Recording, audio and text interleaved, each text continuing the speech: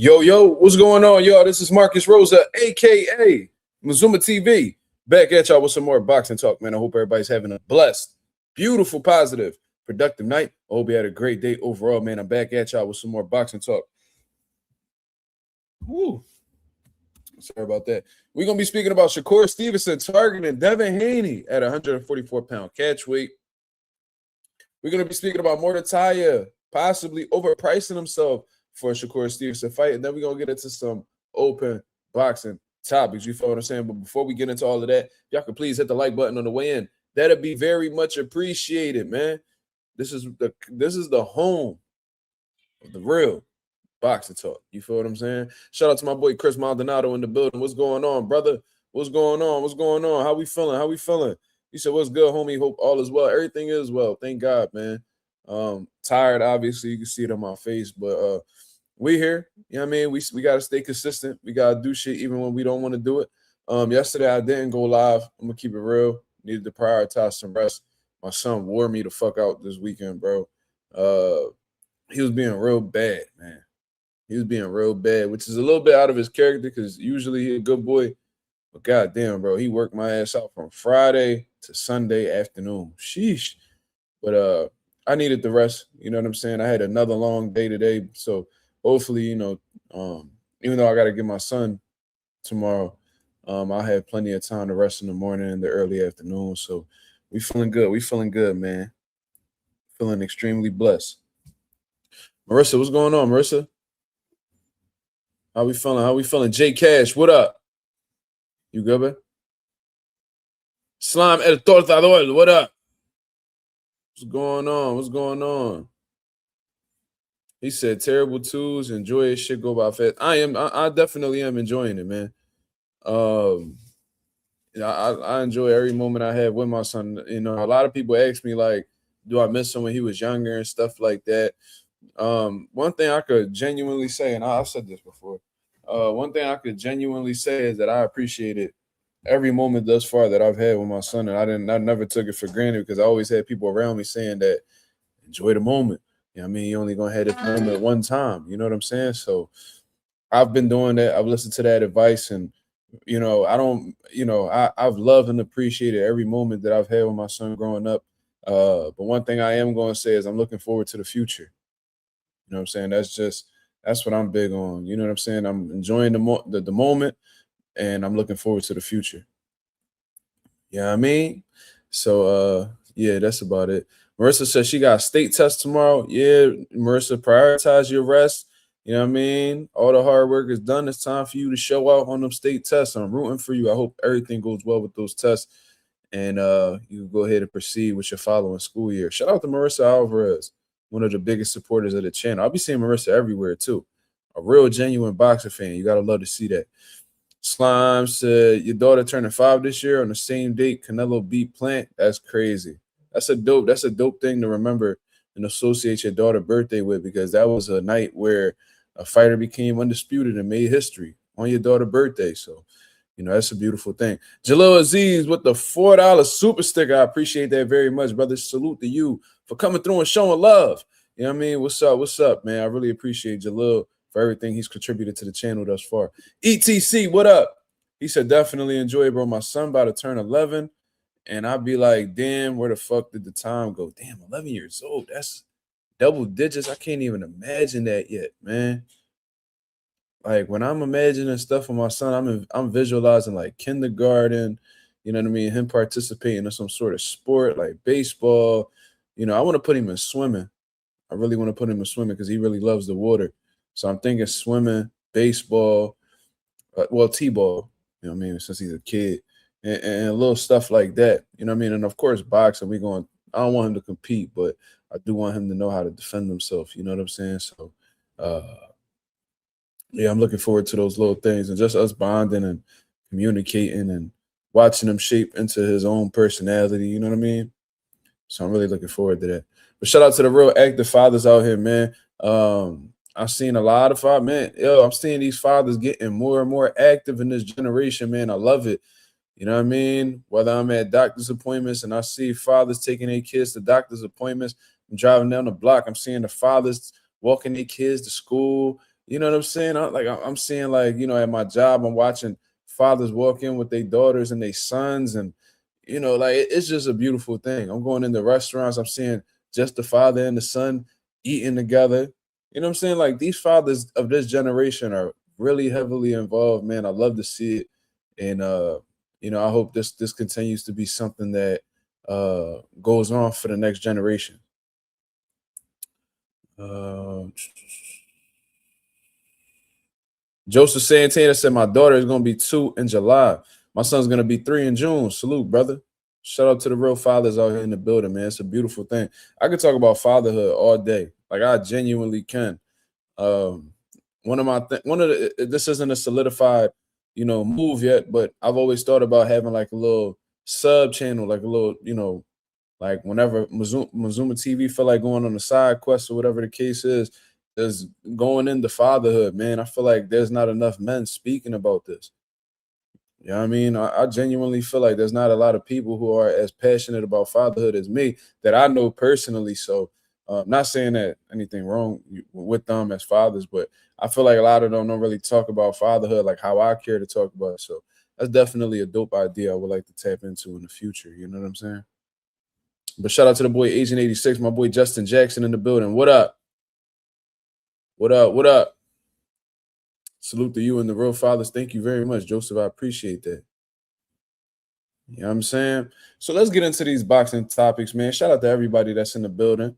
You know what I mean? Y'all can go ahead and hit the like button on the way in. We already got 19 people in here. I'm highly appreciative of everybody that's coming through and showing love. And I ain't gonna lie, before I get into the main topics, I had a few people in my comments very upset with me speaking about Xander Zayas and Jerron Ennis's resumes and how they stack up and shit like that. And listen, man, I see a lot of people pulling for Xander Zayas, bro, and I've seen this play over and over and over and over again. I see the plot. You know what I mean? I already know what type time everybody on. You feel what I'm saying? A lot of these dudes, they jumping off the woodworks. They're suddenly Xander Zayas fans because, and this ain't everybody, this isn't about everybody. Shout out to my boy Ghost 787. He been a day one Xander Zayas fan, and I could that's admirable. You know what I'm saying? Shout out to my guys that's holding their fighters down regardless of the situation. Even if they feel like, it's a fight that may not go in their direction, they still rooting for them. That's real loyalty. I could really fuck with that, right? Eduardo Alvarez said, Mazuma, salute Mark. I had a son at 50. He 9 now. Damn. Salute to the OG Eduardo Alvarez. You know what I mean? Still, popping on these young hoes. You know what I'm saying? I'm assuming that was a younger John you got pregnant, because and yet at your age, you know what I mean? They ain't producing kids. You know what I'm saying? For the most part. Claymore Rain, what up, brother? But anyways, salute to Eduardo Alvarez. Shout out to the Huelos. You know what I'm saying? Shout out to the Abuela. Shout out to the, you know what I mean? Shout out to the unks, the OGs, all that good shit. But yeah, man, I wanted to speak about this. I've seen a lot of people in my comments talking crazy, disrespecting me, trying to downplay my knowledge for the sport of boxing. Y'all niggas got me fucked up.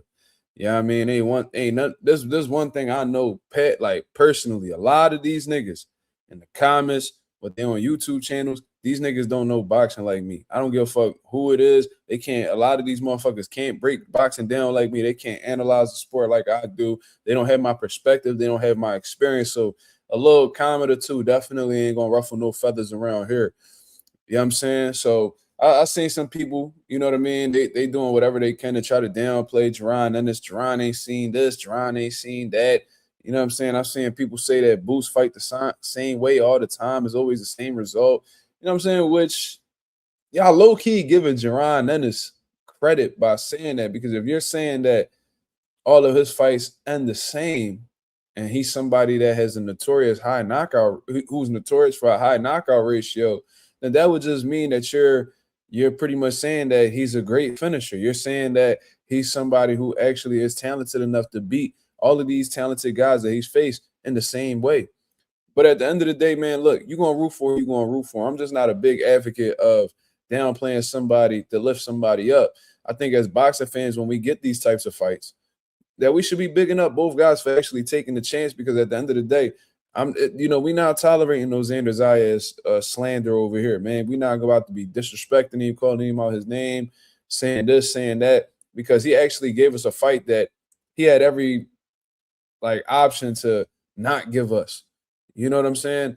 He went out of his way to make this fight happen. He could have fought, easier guys and continue to build his record up and keep building his profile in Puerto Rico, New York, wherever he decided to fight. He could have really pressed for the Josh Kelly fight, and who knows what would have happened. What if Xander's eyes been like, you know what, I'm going to the UK to fight Josh Kelly? Then that would have been a completely different scenario. The setting is literally what held up that fight. Xander wanted to fight in Puerto Rico. Josh Kelly wanted to fight in the UK.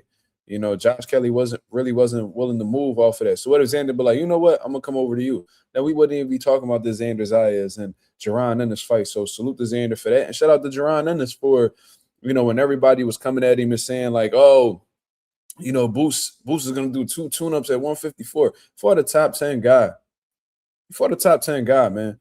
And then right after that, he's going after the only current unified champion in the division right now. You know what I'm saying?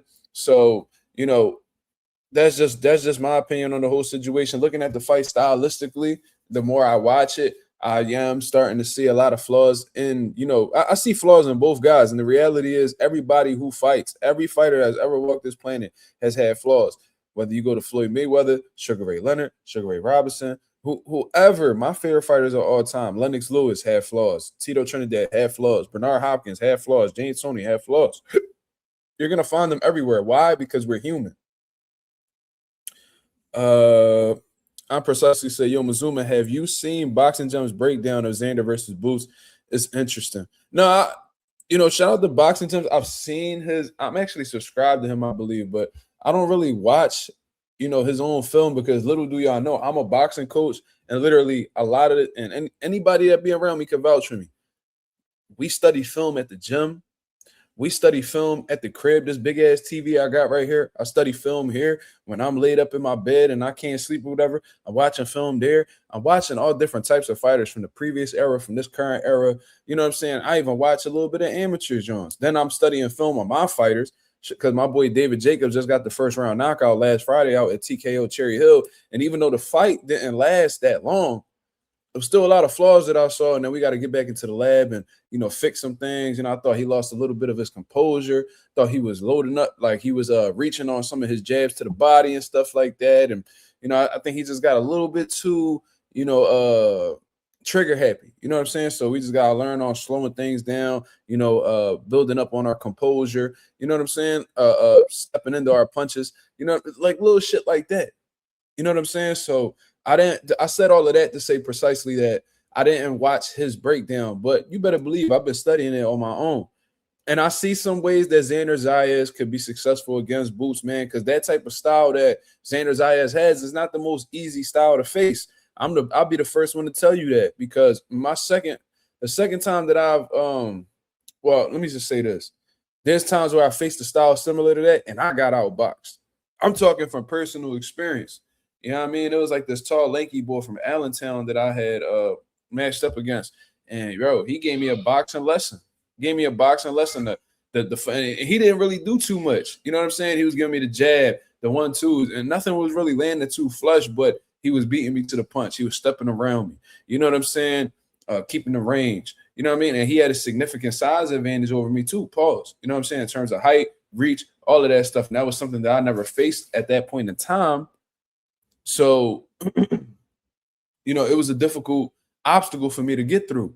You know what I'm saying? So, I understand Xander Zayas has a very similar style, obviously a more elite level version of the guy that I faced. But, Xander Zayas got a good reach, good, good height for the weight class. His combinations are textbook. You know what I'm saying? Like when you first get into the gym and you're teaching a fighter from the ground up how to throw their combinations, Xander Zayas is a living testament to that. They call guys like Errol Spence Mr. Fundamentals and stuff like that. They call him the Tim Duncan of boxing. I feel like in Xander Zayas' own way, he's Mr. Fundamentals as well. And it's been very effective thus far in his career. Being 23 years old and being a unified champion in the action-packed division, obviously what he does is paying off. And when you look at his combinations, you don't really see nothing too flashy, but it's effective. Now, Boots, on the other hand, he could give you fundamentals, but he does have more of a showman type approach to him. He does have some athleticism. He does make mistakes and is able to get away with it based off of his reflexes and his speed and his overall athleticism. So I get it. We see as somebody who can tap into the fundamentals because we seen fights like I feel like the best example of Boots showcasing great fundamentals was the Romain Villa fight. I thought he fought very disciplined in that fight. I thought he utilized a world-class jab. And I've been telling y'all prior to the Romain Villa fight that man has a world-class jab. It's just that he's been using other things because he hasn't really had to lay back on his jab too much. He could get away with it with his athleticism. Like when we watch Prime Roy Jones Jr., who a lot of people compare to Jaron Ennis, when looking at, previous greats and stuff like that, Boots usually gets associated with Roy Jones, right? When you watch Roy Jones early on in his career, one of his biggest flaws was that he didn't have the fundamentals. It showed later on in his career when he fought Bernard Hopkins. You know what I'm saying? Because when he was younger, he beat Bernard Hopkins. Then when they got older, and they were both, past their primes, in my opinion, what stood the test of time between the both of them was Bernard Hopkins' fundamentals, right? And Roy Jones was so athletically gifted that he did not even need a jab in order to be effective. He used to whip his hooks, fast hands, you know what I mean? His reflexes and his, his overall foot speed and stuff like that was able to get him out of, a lot of dangerous situations, you know what I mean? And I think Boots has a lot of those things as well. However, I do think that he's technically sound. Roy Jones said it himself, and I witnessed him in the gym. He is very technically sound. He has a variety of ways of defending himself, but there are times where he may lose composure, get overly aggressive, and get caught with some counters as a result of that. You know what I'm saying? So both of these guys got their flaws, man. I was watching Xander Zayas. I do feel like Xander Zayas is more effective when he is on the front foot.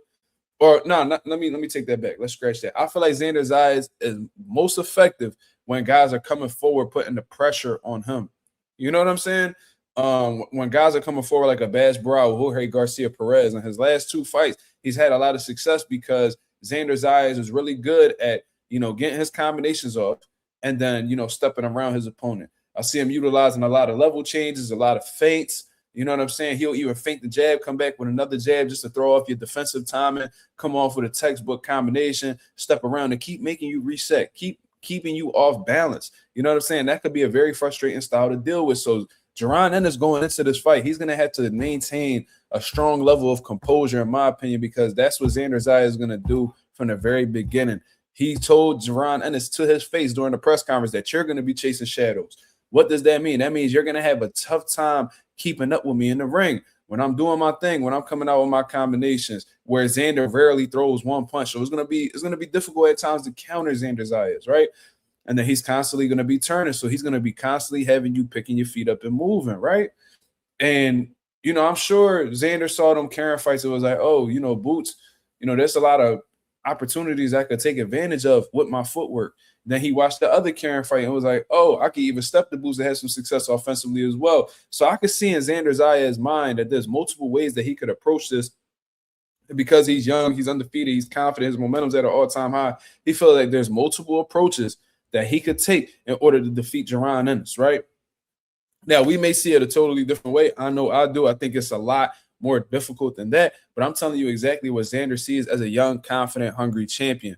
Now, Jaron Ennis, on the other hand, Jaron Ennis is looking, when he's watching this film with Xander Zayas, and shout out to Jaron Ennis, we were speaking last Friday. We spoke for like a good half hour just speaking about the sport of boxing, where he feels like he's at, what his plans are, all that stuff. I wish we had that on video, but, we're going to get to that. We're going to get to that. You know what I mean? Because a lot of these motherfuckers salty that they can't get an interview with Jaron Ennis. That shit, I got the green light. I just need to go ahead. I want this to be one of the best Jaron Ennis interviews, so I'm putting a lot of pressure on myself. You know what I'm saying? But we're going to go ahead and get that shit done regardless. You feel what I'm saying? But anyways, we'll get to that in due time. But when looking at what Jaron Ennis sees, I know he watches Xander's eyes and be like, yo, this kid is basic, right? Now, basic doesn't necessarily mean that he is trash or he sucks or whatever the case is. Boots has said on several occasions that he feels like Xander is more skilled than Fundora. I think he even went as far as to say that he's a more skilled fighter than Virgil Ortiz. So obviously that's Jaron Ennis, understanding what Xander Zayas brings to the table and is giving him respect as a result of that as a fighter. You know what I'm saying? What he brings to the table, his arsenal, his toolbox, right? Cool. But there are some things that Xander Zayas can get a bit repetitive to me.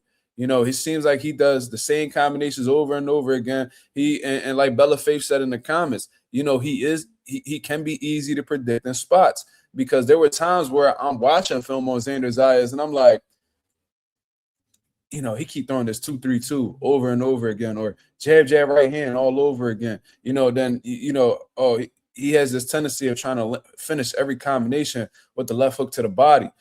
You know what I'm saying? And it was effective for those guys that he was facing. But when you're looking at somebody like Jaron Ennis, who is experienced, who's a hell of a counter puncher, you know, you can't be predictable with a guy like Jaron Ennis, who also is a big puncher, you know, has fast hands, and he can catch you with some shit you don't see. For example, if Xander Zayas gets into this, you know, if he gets into this habit where he's trying to end every, you know, combination with a left hook to the body against Jaron Ennis, you know, depending on what stance Jaron Ennis is in, you're probably gonna run into that right uppercut trying to shoot that left hook to the body. You know, if he's a southpaw, you're probably gonna run into his lead uppercut. You know what I'm saying? Either way, you're gonna get some hot shit coming from that right hand, and Boots has done a lot of damage with that right hand historically throughout his career. So that isn't necessarily ideal. So Boots may be looking at him like he's predictable. You know, he's not the fastest. Clearly, he's not the strongest. And, you know, this is how I assess Xander Zayas, right? Just looking at his, you know, his skill set overall and who he is as a fighter. I don't think he has the fastest feet. I don't think he has the fastest hands. I don't think he has the biggest punching power. I don't think he has the best defense. I don't think he has the best IQ whatsoever. But guess what? Xander Zayas may not be great in one he might not be great in one department, but he's good in all departments. So that's what makes him stand out more than anything. And they don't fight alike, but it taps me into a Mikey Garcia type of approach where Mikey wasn't the biggest. Mikey wasn't the, I was about to say Micah. Shout out to my son Micah. I love you, baby. He wasn't the biggest, he wasn't the strongest, he didn't have the fastest hands, he didn't have the most devastating power. But guess what? Mikey Garcia was fundamentally sound, and he was good enough in every attribute where he was able to get off on a lot of guys, because, you know, where they lacked, he happened to be good enough in. For example, like Adrian Broner, clearly he was the more talented fighter than Mikey Garcia, right? Mikey was a pound-for-pound puncher. Tricks, true, but at the smaller weight classes. When Mikey Garcia was at 126 and 130, he was a devastating puncher. But as he went up in weight, of course, you know, these guys get bigger. They punch resistance is a lot better. So Mikey Garcia had to he had to rely on his skills a bit more. But because he was good in just about every area, he was able to thrive even in the bigger weight classes. And, of course, Mikey Garcia got burnt out, after the Errol Spence fight. I think he lost his hunger. You know, he still got some good wins, Jesse Rodriguez and all that. But regardless, I think it was more of a mindset thing than a physical thing, because Mikey didn't really take much punishment neither outside of the Errol Spence fight. But regardless, Mikey Garcia wasn't the greatest at one. Like, when you look back at Mikey Garcia, you didn't think, oh, he had the fastest hands. Oh, he had the biggest power. Oh, he had he had the best body shot. Oh, he had the best counter punching. You never really hear that too much about Mikey. But guess what? When you really assess Mikey Garcia in his career, he was good in every department. Wasn't great in one department, but he was good in every department. And I think that's what made him stand out and and I think that contributed to his longevity in the sport and why he was able to get 4 divisions. Now, going back to Adrian Broner was clearly the more talented fighter. Andre Ward to tell you that. He admitted that Adrian Broner was more talented than him, but what made him stand out was his work ethic and looking and going out of his way basically to master his craft. Adrian Broner was more talented, but he didn't master his craft like Mikey Garcia. So, in the beginning rounds, Adrian Broner was showcasing a lot of flash, a lot of fast hands, but Mikey Garcia still composed. He kept his combinations textbook, and slowly but surely he started to, using his intelligence and his wide array of tools, he was able to figure it out, get the job done, make the adjustments, and dominate the fight all the way to the final belt. You know what I'm saying? Yeah, Mikey made it clear that in his career that he never really loved boxing. He was just good at it. But shit, for you to accomplish that as much, just being good at it and your heart not being in it, Mikey Garcia was a bad motherfucker, boy. Bad motherfucker, boy. One of my favorite fighters of all time. But I brought up Mikey Garcia as an example because that's how I view Xander Zayas in certain aspects. Like you couldn't tell me he admitted that he's not a one punch knockout artist. He said that in the interview. Um, he doesn't have the fastest hands. I'm sure he could tell you that too. You know, does he have the fastest feet? Does he have the best reflexes? Does he have the best counter punching? No, he doesn't. Nothing really jumps off the page when you look at Xander in comparison to John Ennis. A lot of shit seems to jump out of the page. His power, his reflexes, his showmanship and all that. Xander doesn't really give you too much of that. And I think that's why a lot of people are underestimating Xander Zayas. I think Boots wins, but I'm not underestimating Xander Zayas. It's a difference, right? But Xander Zayas is good in just about every department where he's going to have a significant advantage over a lot of these guys because he's going to have something in his toolbox that a lot of these guys are lacking, and that's well-roundedness. It's very hard to beat somebody who is well-rounded.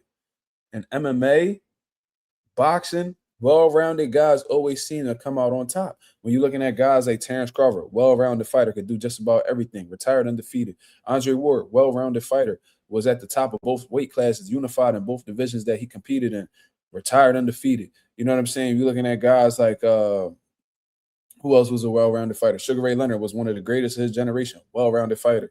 Floyd Mayweather was a well-rounded fighter. He retired undefeated. You know what I'm saying? And I'm sure you could go on and on with different examples. You know what I'm saying? But that's just my viewpoint on everything. I think Lennox Lewis was a well-rounded fighter. You know what I'm saying? And look at how great he's one of the greatest heavyweights to ever lace up a pair of boxing gloves.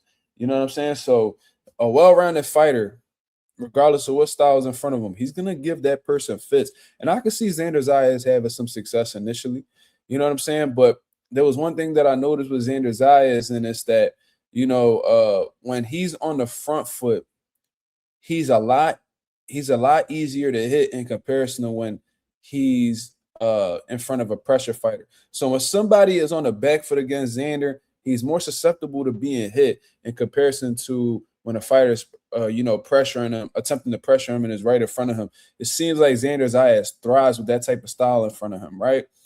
Now I could see Jerron Ennis looking to be aggressor, throughout the entire course of the fight. But Boots is known for, showcasing a little bit of everything in the fight. He likes to show his inside game. He likes to use, his jab. He likes to box from the outside, set traps, run you into shots. You know what I'm saying? Be elusive. He likes to put on a show. He likes to have fun, right?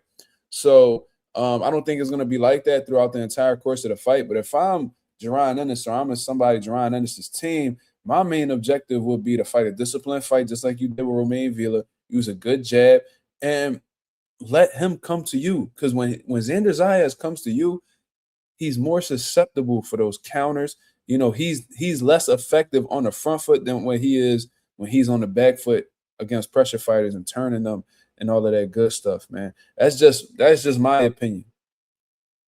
You know what I'm saying? So I didn't even mean to even talk about them too much, but I ain't gonna lie.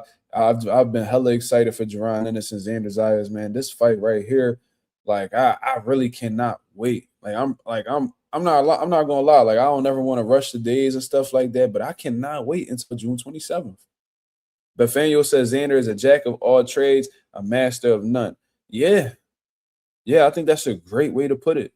That's actually a beautiful way to put it, Bethaniel. That's exactly how I assess him.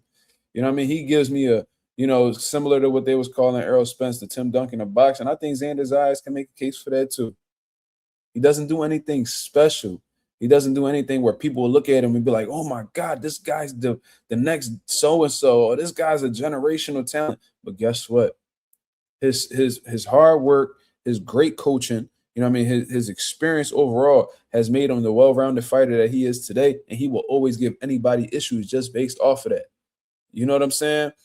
Now Jerron Ennis, he's gonna have to worry a whole lot about what Jerron Ennis brings to the table because similar to Xander Zayas, he is well-rounded as well, but he actually has some, I'm not gonna say pizzazz, but he has a bit of, he has the God-given ability with the well-roundedness. That's what makes Jaron Ennis the threat that he is, because he has God-given abilities in terms of athleticism, reflexes, punching power, speed. He has shit that God gave him, but that shit is wrapped into somebody who's actually grown up in the boxing gym his whole life, came up underneath three people that were all professional boxers: Bozy Ennis, Derek Ennis, and Farah Ennis. He came up with an experience that a lot of people haven't had the privilege of being, around. The only one that I could really think of that came from a family of fighters like Jaron Ennis was Floyd Mayweather Jr. I'm not comparing the two. I'm just comparing their upbringings. Because when Floyd came up, he had Jazzy Jeff Mayweather, he had the Black Mamba, he had Roger Mayweather with him, and he had Floyd Mayweather Sr., Floyd Joy. You know what I'm saying? So those were three guys that he looked up to, and he learned a lot from during his come up in the sport of boxing. And I think that was one of the key components that made Floyd as well-rounded and great as he is. You know what I'm saying? Jaron Ennis, like I said, he came up underneath two of his brothers and his father. They all had professional boxing backgrounds. Boots just took it to the next level. You know what I'm saying? Because his brothers actually got, pretty far in the sport of boxing, was top contenders in their weight class. I think Farah was at 154 or maybe 160. And I think Farah Ennis was a 168 pounder. And they didn't win world titles, obviously, but they got pretty far in the game outside of winning the world title. When you hit that top contender mark, when you hit that top contender mode, man, that's a dope accolade. That means you're one of the best in the world, in my opinion, in your division. So, Boots came up underneath that, and he was able to learn from their mistakes. Boots don't have one punch power. I've seen Boots knock people out cold with one punch.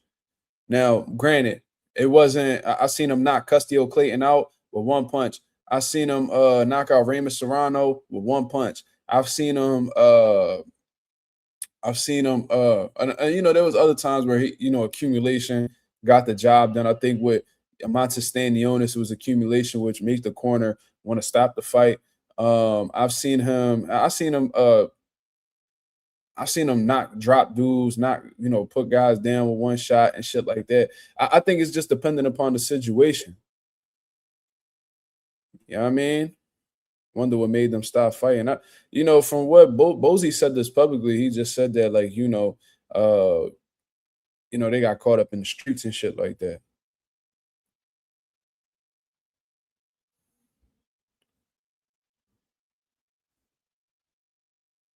Yeah, the Abreu John, that roll with the uppercut, yeah, that was nasty too. But I think Abreu got up from that shit. I don't know how, but he did. But Boots definitely, if he catches you with the right shot, he could put you out with one shot. Now, I don't know how that's gonna. To be fair, that was at 147 pounds. At 154, it is a bit different. Them guys are bigger; they can take a better punch. So we'll see. But I seen Boots hurt Lima with one punch. I seen him drop him multiple times. So his power didn't necessarily steer too far off from 147. I'm gonna just say that. But we'll really get the gist of his punching power when he fights Zayas, right? So yeah. I don't think he put Zayas, and by the way, I don't think he put Zayas out with one punch. I don't see that happening. I think Xander's gonna be very hydrated in that ring. I can see him being plus, 180 plus, feeling real nice pause, and then with that additional weight, he's going to be able to absorb more punishment than the average welterweight or the average 154 guy. You know what I'm saying? So this is going to be a tough fight for both guys, man. You know what I mean? You got the fundamentally sound, outboxer. In my opinion, that's what I think Xander Zayas likes to tap into. He definitely got versatility. He could walk you down. You know what I mean? He could outbox you. You know what I mean? And he's fundamentally sound. So that all in itself, he's dangerous. And then you got Jaron Ennis, who, is well-rounded, technically sound, in my opinion, with a bit of flash and athleticism. I think Boots' key to victory, I think his mentality is going to be the biggest thing going into this fight with Xander. Can he maintain his composure and stay disciplined?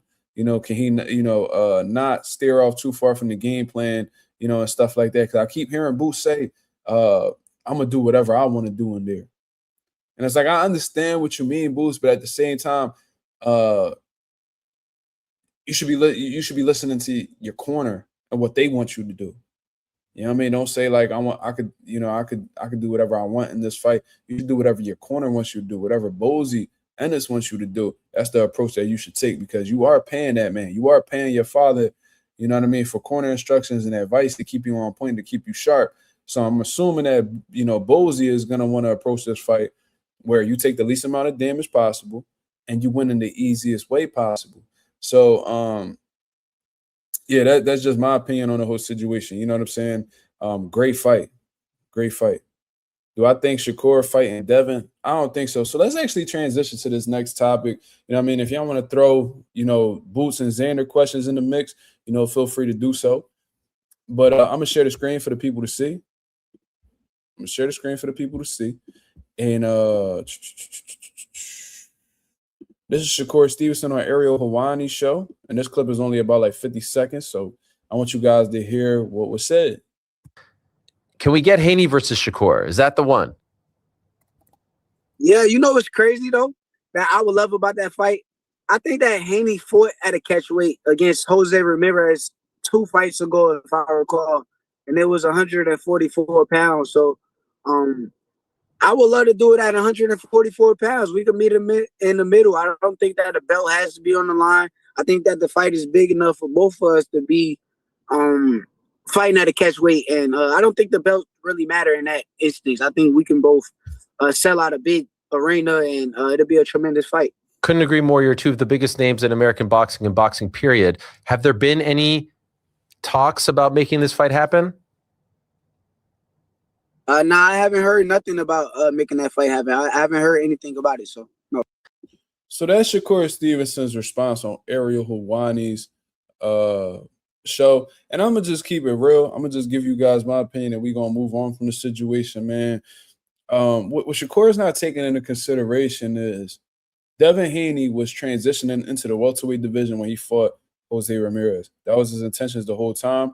He fought at that catch weight because he was getting ready to make the full-fledged jump to 147. How do I know? Because directly after that Jose Ramirez fight, he fought Brian Norman at the full welterweight, division at 147 pounds. Now, we do know at an elite level that every pound matters. How do I know that? Because Shakur Stevenson is hell-bent on fighting at these catchweights instead of fighting at the full weight limit. Then on top of that, he's saying that he's not going to go to 147 until he feels like he's ready. Now, I see what Shakur Stevenson tried to do right here. I see what he tried to do. Oh, well, Devin fought at 144 before against Jose Ramirez, so I would like to make that fight happen. Bro, Devin Haney is not going back down in weight, brother. He's a champion currently in the 147-pound division, and he's made it clear that he wants to fight the other champions in his division or even go up to 154 to go ahead and face, a champion. At one point in time, it was supposed to be Xander Zayas. You know what I mean? He was also looking for the Ryan Garcia fight. You know what I'm saying? Ryan Garcia doesn't seem like he's too invested because he probably doesn't want to do 365 out of testing. Who fucking knows? But regardless, man, Shakur Stevenson, and he's just and look, he's coming off of the biggest victory of his career, and I salute him for that. But I ain't gonna lie, man, like Shakur is coming off very thirsty. He's coming off very thirsty. You know what I mean? He wants to get these big fights so bad, but he's not willing to do what it takes in order to make these big fights happen. Now, I seen Shakur Stevenson bring it up on Twitter, like, oh, Floyd Mayweather fought, Canelo Alvarez at a catchweight, which was very true. That's a good statement. But what Shakur Stevenson isn't taking into consideration is that Canelo Alvarez and his team were the ones who proposed the catchweight, not Floyd Mayweather Jr. So Floyd Mayweather has he's historically fought at the 154-pound weight class multiple times. I can give you the Oscar De La Hoya fight. He didn't tell Oscar De La Hoya, oh, let's meet in the middle. No, he went up to 154 in the division he didn't even belong in and fought Oscar De La Hoya, and he became the man from then on. Then, Miguel Cotto, who showed to be drained at 147 pounds, at one point in time, said that he would gladly, Floyd Mayweather said he'll gladly go up to 154 to give to give Miguel Cotto that opportunity.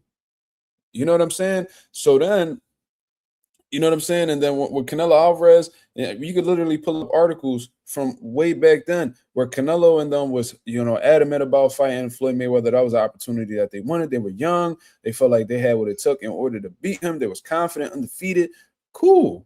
They was like 43-0, 44-0 at the time that they fought Floyd. And they said, we're even willing to go to 152 pounds in order to face Floyd Mayweather, because they knew that. And they wouldn't offer that if they felt like Floyd was a true 154-pound fighter. They knew he was a welterweight, 147-pounder.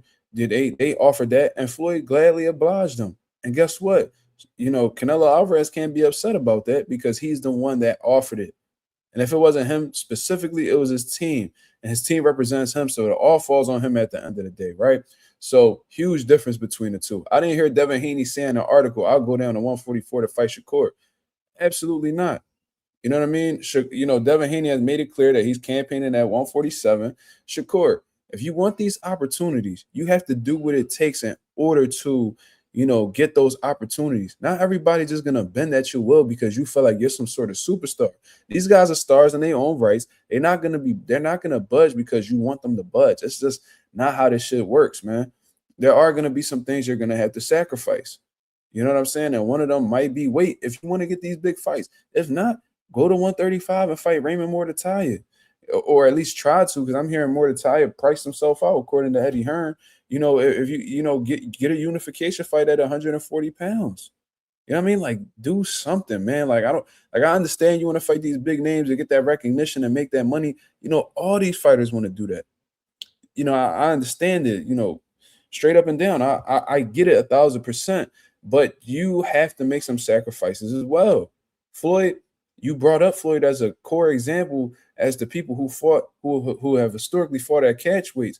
You could have even brought up Manny Pacquiao. There's plenty of guys who've done it. Canelo fought at 155 pounds for I don't know how long before he went to 60. I get it. But at the end of the day, man, you the one who's calling for these opportunities. They're not calling for you. Floyd Mayweather called out Oscar De La Hoya. Oscar De La Hoya wasn't calling him out. And Oscar was like, okay, you want to fight me? You have to come up to this weight class. You got to go through this. You got to go through that. You got to go through this. And Floyd was like, yo, I'll do whatever just to get the opportunity because I know I could beat you. You know what I'm saying?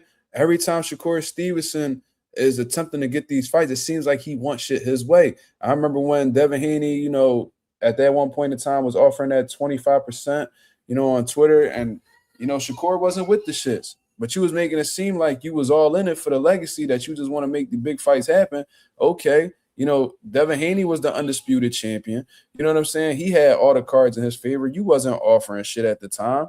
So, you know what I'm saying? He gave you an option to go ahead and take that money, and you chose not to. And you try to go to the WBC in order to get a bigger split. But by that time, Devin Haney was already out the door, so you fought for the vacant title, right? So, Shakur Stevenson acts like he wants these big fights, but it's only under certain conditions. Y'all bring up Floyd. Y'all love Floyd Mayweather. Y'all love being compared to the man and shit like that, but y'all don't want to do what this man has done in order to get to that level. Let me see. Joseph Santana said both Shakur's big fights, he took the B side to make it happen with Valdez and Teofimo. Well, from what I understand, what I heard Shakur Stevenson say in the past was that it was like a 50-50 situation. I could be wrong. Maybe I misheard that. But, when these Turkey Al-Sheikh, cards are taking place, there is no A side or B side because both of these guys are being handsomely, compensated for their line of work. You know what I'm saying? Because A side, B side usually means the A side, they're the ones who get the most revenue. They're the ones who decide where the location is at. With Turkey Al-Sheikh, he's the one that's coming up with the locations. He sees how much money they want, and he compensates them and goes about their way. So, with Teofimo Lopez, I don't think Shakur was the A side or the B side. I just think he got paid well by Turkey Al-Sheikh. He was given the opportunity, and he took advantage of it. Regardless, I'm sick of hearing these catch weights from Shakur Stevenson, man. When David Benavidez came out and was like, yo, you know what I mean? Like, you talking about 143, 144, just go up to 47. You know what I mean? Like, you got the skills to do this shit. Like, But it sounds like David Benavidez is more sure of Shakur doing great things at 47 than Shakur Stevenson is. And, you know, it's completely contradictory to previous statements that he said in the past, talking about fighting Conor Benn at 147 because he knows he's trash. So you're spewing all this confidence. You have like this confident aura about yourself when it comes to guys like Conor Benn and stuff like that. But then you want to put stipulations on guys who are elite, like yourself, like a Devin Haney. You know what I'm saying? So it sounds like Shakur Stevenson got picks to me. Phenomenal fighter, definitely very competitive. And, you know, I think at 135 to 140, I think he's the best fighter in those weight classes. That's just my opinion. However, you keep associating yourself with guys who campaign at weight classes that you are clearly scared to go up to, or at least are unsure of yourself to go up to at this moment, but you don't want to do what it takes in order to face these guys. So it kind of seems like it's either you're trying to get them to bend to your will to make the fight happen, which I'm gonna tell you right now, Shakur, you are not in any position. Because I know he wants to come out and be like, oh, I'm the biggest name in boxing, I'm a superstar. You're not. Phenomenal fighter. You know what I'm saying? You're one of the best fighters to roam in this boxing world today. And by the time this all goes down, I feel like Shakur is going to be a first ballot Hall of Famer. He's definitely going to be mentioned amongst the greatest of his generation. I genuinely believe that. I don't think there's many people that you could say today could beat Shakur Stevenson between 135 to 140, right? He may very well be the best. But it's like phenomenal fighter, but you clearly – You're not this superstar to be making these motherfuckers from higher weight classes bend to your demands. It's not going to happen. These motherfuckers got their own careers. They got their own big shit going on. They eating just like you. They don't need to do this type of shit right now. They don't need to do that for you. You're not in a position where they're going to get life-changing money by fighting you. They could probably make just around the same amount of money. Now, Devin Haney, for example, right? I don't know how much he would get paid for the Shakur Stevenson fight, but I guarantee you that he will either make similar money or even more money if he was to rematch Ryan Garcia. And this ain't me hating on Shakur Stevenson. I'm just keeping it a buck. Shakur Stevenson claimed he this real nigga, but whenever real niggas have some real shit to say about his situation, these niggas is haters, and that's why he don't fuck with the media. You know what I'm saying? But this is the reality. This is what I see. And I can't really find anything. I don't find anything in what I've said that'll make people say that I'm not telling the truth. You are not this big megastar that, you know, what Conor McGregor said, it's not going to be red punty night if you were to call these niggas and try to make a fight happen. It wouldn't. Definitely make some money, but not nothing that they couldn't make with anybody else that's currently a name in the sport of boxing. You know what I'm saying? There's a lot of fights that Shakur Stevenson could take right now. Like I said, he could fight Raymond Muratalla at 135. You know what I mean? I think you and Floyd Schofield, if y'all, even though we know that they scary as shit. They pussy, in my opinion. Little Dominican pussies, I'm gonna add. You know what I mean? Because they wanted to something just tell me that nigga with, you know, the feminine nigga that's they call Auntie Sco, something just tell me that he one of those. I know black, Poppy. I know black. He just give me one of them vibes. But regardless, not to get too sidetracked, you can fight, you know, those guys that happen to be at 135 that are currently, you know, holding titles. You know what I'm saying? You could go ahead and you know, fight these guys at 140 pounds. Gary Antoine Russell, he just beat Andy Hiroka. Why don't you go see him? You know what I mean? What's up with Dalton Smith? He just came off of the biggest win of his career. Why you don't want to grab that WBC? Because they stripped you previously? Go ahead and get you that belt. Oh, you feel like this fight don't need a belt. Bro, y'all niggas is not in this position where y'all bigger than the belts. Who the fuck told this nigga Shakur that he bigger than the belts? You want to know how I know you ain't bigger than the belts? Because when the WBC stripped you, you go ahead and you got another belt after that. You know what I'm saying? So stop act like you bigger than the belts. If Canelo ain't feel like he bigger than the belts, and Floyd didn't feel like he wasn't bigger than the belts, ain't no way you should feel like you're bigger than the belts. Respectfully. Floyd could say whatever he wanted. Oh, you know, belts just collect dust. You ain't never see Floyd in the ring without them motherfuckers. Tell me a time where you ever seen Floyd not had them belts around him. Belts mean something. I don't give a fuck what these narratives they pushing. Floyd was only telling these young niggas that so they won't surpass him. Let's make that shit clear. Canelo Alvarez, every time you see him, he strapped up shorty. He always got a belt on him. All these great fighters had belts. You know what I'm saying? What about Conor McGregor? Conor McGregor he was a 2-time champ. He always talk, I'm champ. That nigga forget. He gave a fuck about belts too, brother. Anonymous said, I think he's still high off of his big win in January. And that's understandable. Maybe that's what Shakur Stevenson been trying to get his whole career, and he finally got it, and he's enjoying his moment.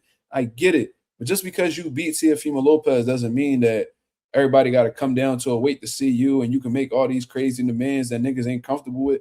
No, you want these fights. You keep associating your name with guys who are welterweights, so go to fuck up the welterweight and fight them. Simple.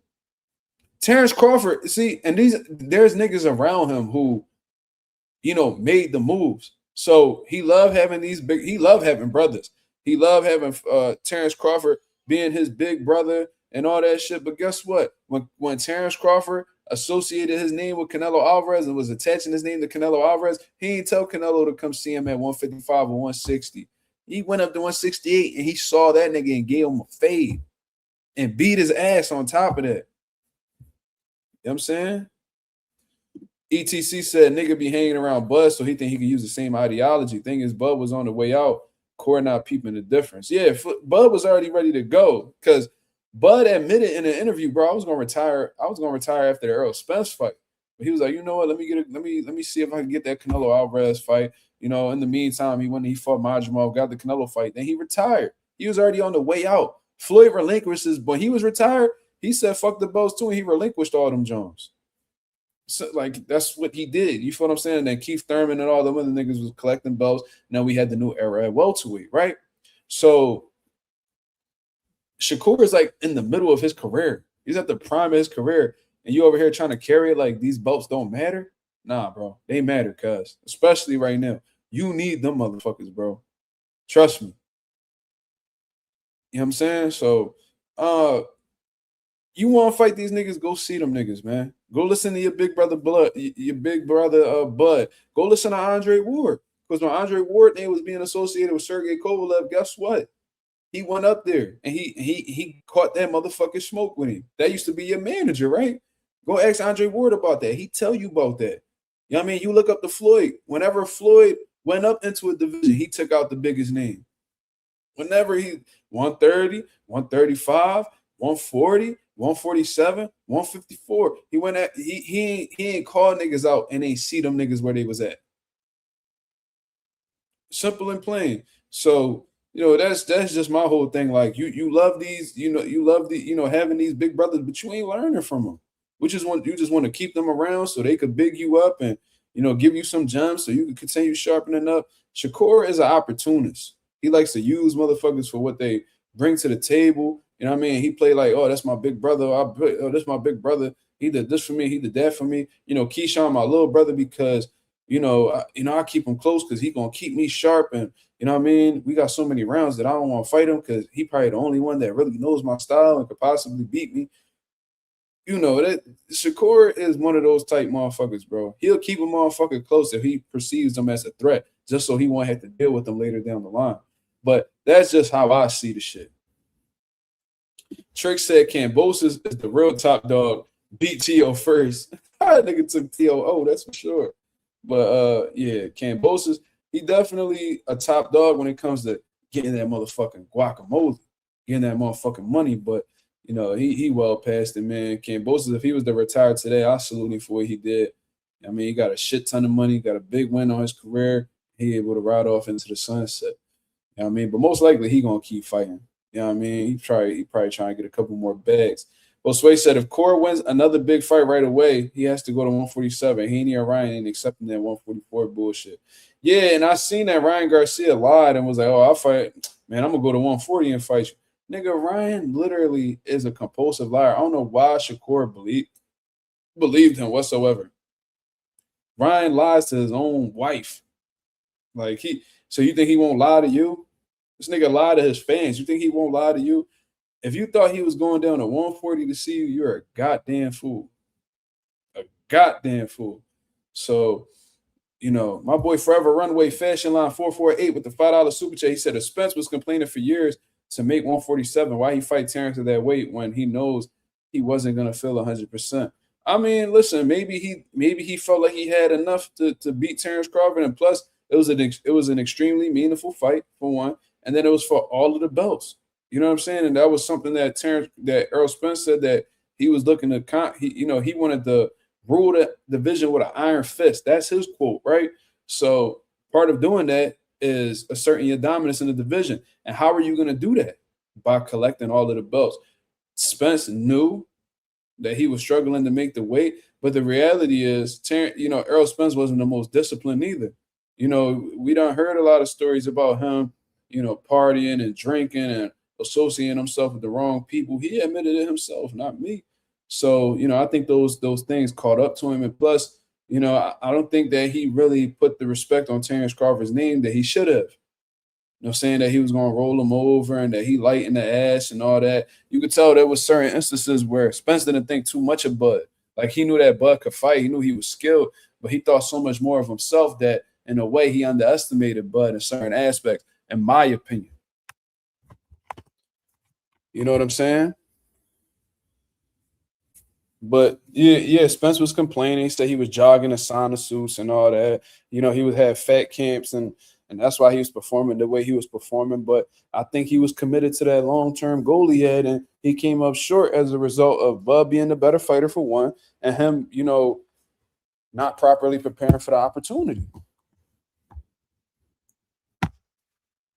know what I mean? But shout out to my boy Forever Runway with the super chat. I appreciate that. ETC said, if you listen to how Spence spoke at the time, he really felt like Bud had nothing to do for him. Thought it was sweet. Said he'd break his will. He learned otherwise. That's a fact. He kept talking about how he was lighting the ass and that they gonna smoke Bud, and but then he downplayed all of Bud's accolades in the lead up to that fight. Like, he didn't think much of him. He thought highly of himself, and he didn't think much of Bud. But a healthy competitive mindset in boxing is understanding that you're not invincible. There's always work to do, and that all your opponents are dangerous. And Errol Spence had that mindset at one point in time. Something changed, because I remember in the lead up to a fight, I forgot which fight it was, man, but he said that he would literally spend camp psyching himself out to make himself believe that this person was dangerous or this person was going to give him a tough fight. Even when they didn't, he psyched himself out to believe certain shit. He said that he did a lot of visualizing. Errol Spence said that, he would visualize himself getting knocked down by this person. And, and that's what made him come into fight super sharp and, bringing his hands back. And, you know what I'm saying? Like, when Errol Spence was in that flow, he was very dangerous. But I do think he started to believe in his own hype. You know what I'm saying? Because the nigga flew out a car, and then within 2 fights, he was beating top niggas. He flipped out a motherfucking Ferrari, healed, got back in the gym, and then beat a top contender, former world champion in the division, in Danny Garcia. So he felt, oh shit, like, I'm really like Iron Man out here in these streets. Let me go ahead and see your Dennis Ugas coming off of the biggest win of his career against Manny Pacquiao. Then he stops you, Dennis Ugas, and ultimately ruins his career. So this nigga flew out of a car. Everybody thought that he was done. He was going to have to retire. He beat 2 top names back to back and collected a belt off of flying out of a fucking Ferrari. And he about to go fight Bud. He going to feel like Bud ain't got shit for him. I understand why his mind went there, but that was a drastic mistake going up against Terrence Crawford, in my opinion. You know what I'm saying? So that nigga Spence felt like Tony Stark's. Facts. I'm sure he felt invincible. I'm sure he felt invincible, man. You ever heard of that nigga you ever seen that nigga from the hood who got lit the fuck up, done got shot 6-7 times, and he come up out that hospital and he hit back in the hood? He's like, yeah, man, them niggas try to take me out, man. They can't fuck with me though, man. These niggas can't kill me. It's like they get like this invincible aura about themselves. Oh, these niggas shot me 6 times and I survived. Oh, I can't be faded until you get faded. That's what happened with Errol Spence.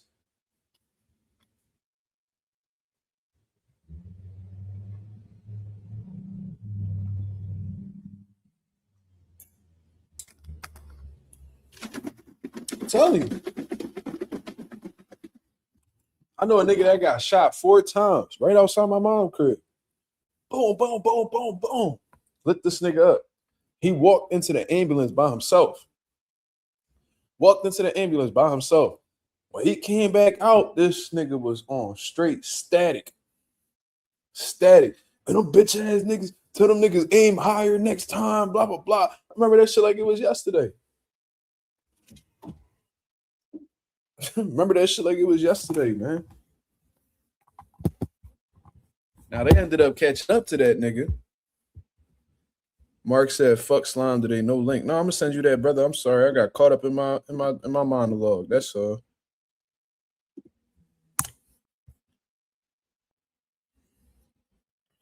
Lorenzo said that was Pac survived 5 shots and was on a rampage till the next time it happened. No, facts. That's a great example. Completely forgot about Tupac, but that was Earl Spencer's boxing version of it. I just flipped out a car and these niggas still can't beat me. Bud can't fuck with me. That's his mindset. And Bud, like, I don't give a fuck what you just went through. You can't beat me. And one nigga was right and one nigga was wrong.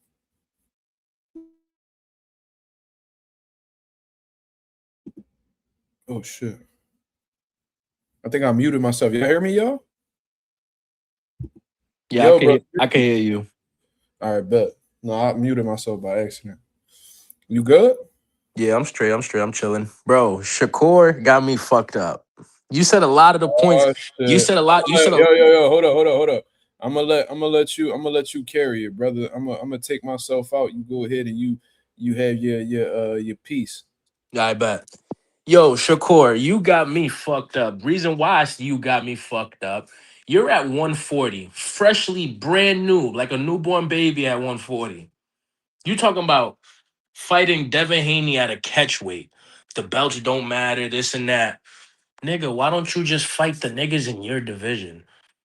Why don't you fight like Mark said, fight Dalton Smith, fight this nigga Antoine Russell, fight your girlfriend Richardson Bitchens. You mean fight him? But no, you talking about some, I want to make it at a catch weight because he fought at a catch weight. Bro, that's like that sounds to me like some little kid shit. Like, I want to do that because he did that. You mean like, my nigga, if you're not willing to go up, dare to be great. If you think you're so good and you could beat Devin Haney, why don't you just go up to 147 in reality and just fight him there? And if not, shut the fuck up. You know that what fight's not gonna happen. Add to Slime. This nigga Shakur be mad as shit when media outlets and shit don't be giving him no type of credit, right?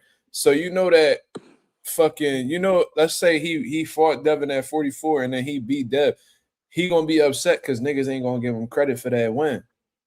Exactly. Facts. Like, oh man, you can't satisfy these niggas, man. I'll just beat Devin Haney, and then he gonna big up Devin Haney. Oh man, Devin Haney, he fought at 144 before, but that's not the point. That's not the point, right? It's not the point. You made the nigga. You're trying to get niggas to come down to give you some type of advantage. Nah, bro. If you want niggas, see, and then he came up around niggas who didn't do that. Right. Like, everybody. Bud's your big brother. He jumped up 3 weight classes to fight Canelo. Dead ass, bro. Like Andre Ward. That was his, former manager. That's one of his mentors. He said that was his favorite fighter growing up. Andre Ward went up to 75 to go see Sergey Kovalev. You know what I'm saying? Like, you talk about Floyd. Floyd went to 54 when he had no business to and fought Oscar De La Hoya. Then went back and fought Miguel Cotto. You know what I'm saying? Oh, not even that. Floyd moved up to fight everybody that called him out. Yeah.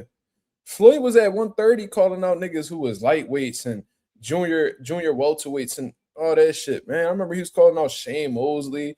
He was calling out Oscar De La Hoya when he was a young boy. Niggas ain't want no static with him because he ain't had no name. But regardless, let me see what he said. Yeah, like I ain't even worried about Hitchens. Shakur, you do not have to fight Hitchens. He a hoe. I ain't gonna lie. Like, it is what it is. He on some other shit with that Zuffa shit. And then there's this thing, right? It's like, bro, fight Keyshawn. Why don't you fight Keyshawn? Because he's your so-called brother. Yeah, that's a whole Like, bro, that's corny to me, bro. That's so gay. Like, bro, And like, this nigga, he make niggas like Keyshawn. He sounds scary because Keyshawn talking about he go up to 47 his next fight and fight Dev. Meanwhile, you talking about fighting Dev at 44. So it's like, nigga, exactly. so Keyshawn willing to fight him at 47. You willing to fight him, you only willing to fight him at 44. Like Keyshawn making you look bad, nigga. He making you look bad. Because Keyshawn like, yo, I'll beat you at your weight. And Shakur like, I'll beat you, but it's gonna have to be on my terms. Like, what the fuck? Who sound like the scary one here? Bro, hopefully the day they do ever fight, hopefully it is at 47. And Devin proceeds to put belt to ass. Bro, I am going to enjoy watching that fight over and over and over again. I don't care if it goes to UD. Justin says Shakur got a lot of brothers and none of them look alike. Ain't that some shit? Hey, none of them are biological. Came from either mom or dad. Niggas Oh, adopted. Like the fuck, bro? Nigga, Shakur was a foster child. this nigga said Bitcherson chickens. Wait, who's Richardson chickens. That's funny. That's yeah, funny. who's Shit. but this profile pic look familiar. Who is that? Oh, that's Yasir Ali. He changed his name. He crazy as shit. Oh yeah, he be doing that. He said Keyshawn fool for Dev. Well, that wasn't what we was really that wasn't the point. What I was saying was Keyshawn looking like he more courageous than Shakur. Because he's saying, bro, I'll go to 47 and fight you. The other one talking about, I'll fight you, but it got to be in the middle. It's like, he talking about meet niggas in the middle. Like, niggas ain't trying to do that with you. And on top of that, bro, it's a welterweight contest either way. Yeah. Anything past 140 is a welterweight contest. Why don't you just try to make the full limit? And just like I said though, like he brought up, like he was a little slick with his point. And I guess Ariel not too informed. Ariel Hawani, he's not that informed on boxing to really like, come back with certain things. But he was like, oh well, Dev fought Jose Ramirez at 144. You fucking dummy. Like he literally moved up. He was literally fighting at 144 because he was transitioning to 47. Andre Ward did the same shit. When he was going from 68 to 75, he took his time. Like I think he fought at a catch weight of like 172, then gradually got his way up. And that's called acclimating to the division. Devin was acclimating to welterweight when he fought Jose Ramirez. He never said that he'll come back down to 44. I mean, he was like, oh, Floyd fought Canelo at a catch weight of 152. Floyd not the one who proposed that. Brother Canelo did, and Floyd accepted it. It's a difference. It's a difference, man. And it would be different. It'd be way more different if Shakur said, "Oh, I'll fight somebody on my way up to going up to 47 to fight Dev, and then I'll fight Dev at the full weight." That'll be way different if you would have said that, but no. Like, bro. And you know what's crazy? Though? He said some shit like, I remember the one time they asked him about that contradiction. He was like, you know what? I don't care. Like, I don't care. You know what I'm saying? Like, I don't, like he basically said that. He was like, I don't, like he knew it was a contradiction. He knew that it was, straight hypocrisy. He was like, I don't care. Like, it is what it is. I don't care what y'all talking about. Like, I'm gonna fight at that weight whenever I feel like I'm ready, blah, blah, blah. Bro, all right, so stop associating your name with welterweights, bro. You not bringing no life-changing career high money that niggas got to go down to see you. That's not the case at all, bro. Niggas is doing well without fighting you. Devin got a lot of good shit going on. You know what I'm saying? Conor Benn just made 15 M's and he horse shit. Niggas don't need to rumble you, bro. So No it's bullshit. like, you the one who asking for the opportunities. Imagine a nigga begging you. Imagine a nigga, like you ever pull up to a McDonald's and niggas begging you and shit? Yeah. They're like, yo, bro, you dame un peseta. The niggas be always saying some dumb shit out there, right? So imagine Yo, you got like, $1 so I can catch the bus? Yeah, like they'll say some shit. Whole time I know you about to cop a rock, nigga. Or at least you're gonna try to. So that's why I don't give you shit. But it's like, imagine a nigga be like, Like, yo, bro, let's say he come up to you, yo, bro, like, I'll take money from you, but it can only be $1.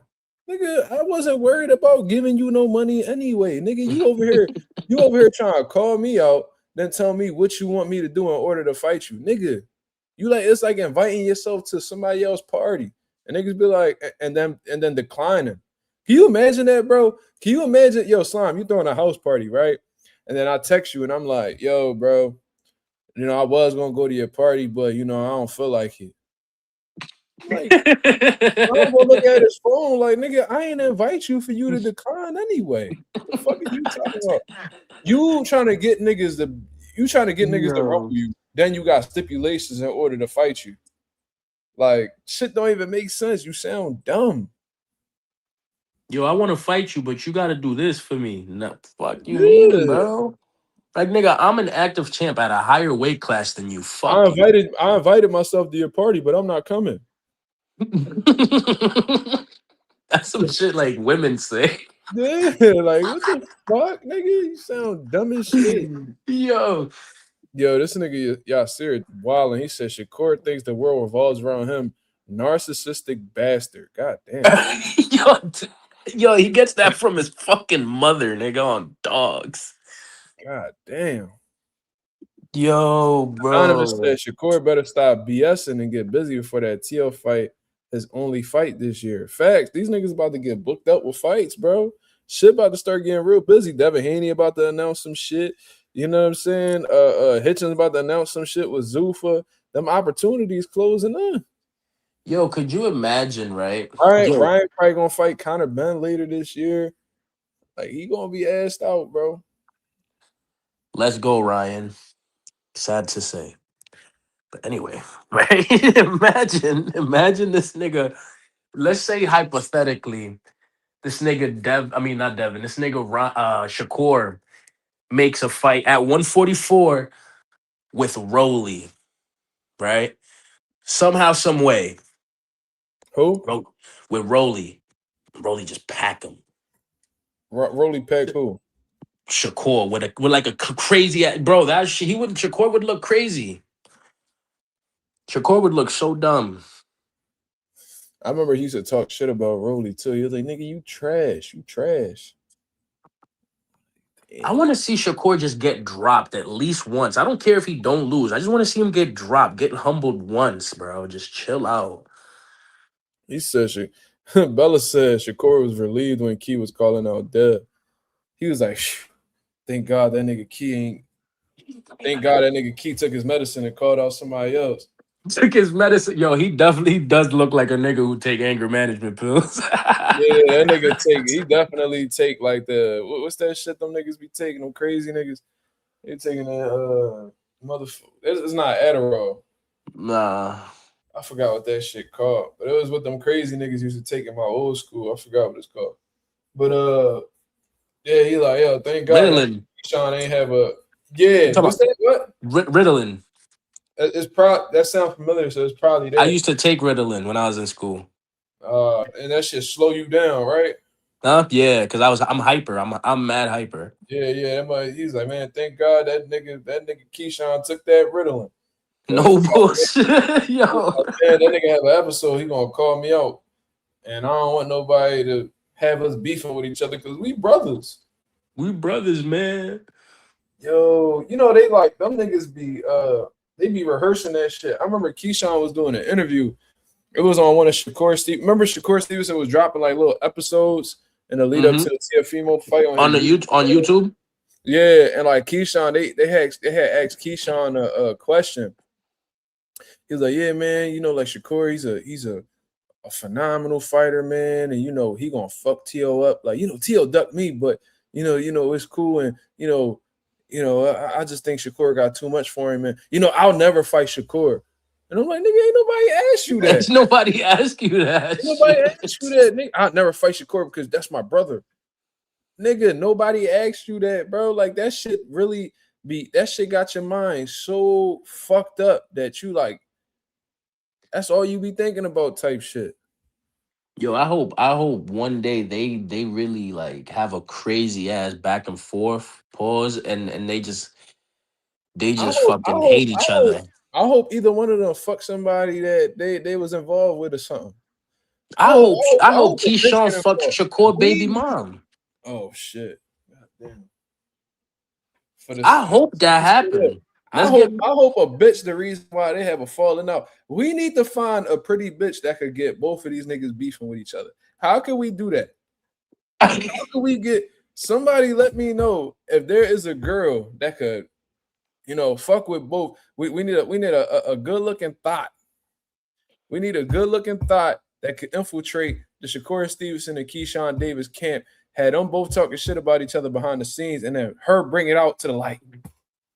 We Yup. need we need to ruin their friendship. Y'all bitch ass niggas is friends. We need to ruin y'all friendship so we can get some big fights in the sport of boxing. I know y'all bitch ass niggas don't want to say it, but god damn it, I am. What is you You talking know? about? Tired of Shakur You and talking about Keyshawn. Jahira? Yeah, you talking about Joette? Selena Powell. He said Selena Powell. Yo, Yo. that's crazy. Yo, Selena Powell gonna give them niggas something they can never recover. So let's not do them dirty like that, man. We just trying to get them to fight, bro. We're not trying to end them to end their career early. Yeah, they gonna have to retire. They gonna have to retire like Magic Johnson did. Yo, that's a bad joint right there. Yo, Keyshawn, why'd you retire? Ah man, I got that MJ. Got that MJ from That Michael Jordan? No, no, the other I one. got that MJ from CP.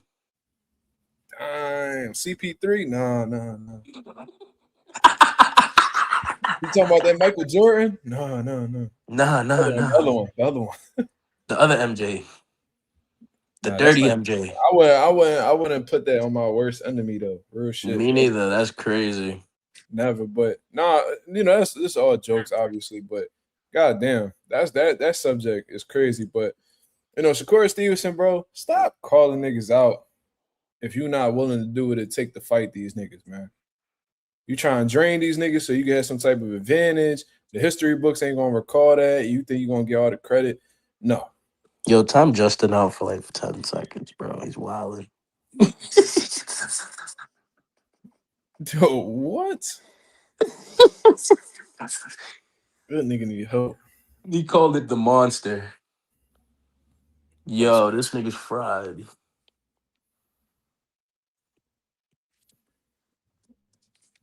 Joette's sister, they said Shakur was in love with her. Shakur said that was his first girlfriend. Which I'm Wow. like, nigga, you wasn't getting no pussy before boxing. What the fuck? Right, like you was just How a that? nerd. How that your first girlfriend though? Shakur was def getting bullied, dog. Nah, I don't think he was getting bullied. He could always fight, but you could tell he ain't really know how. He ain't know how to deal with the women. That's for sure. That's who was bullying him. Oh shit. It don't always got to be men who are bullies, bro. Women bully too.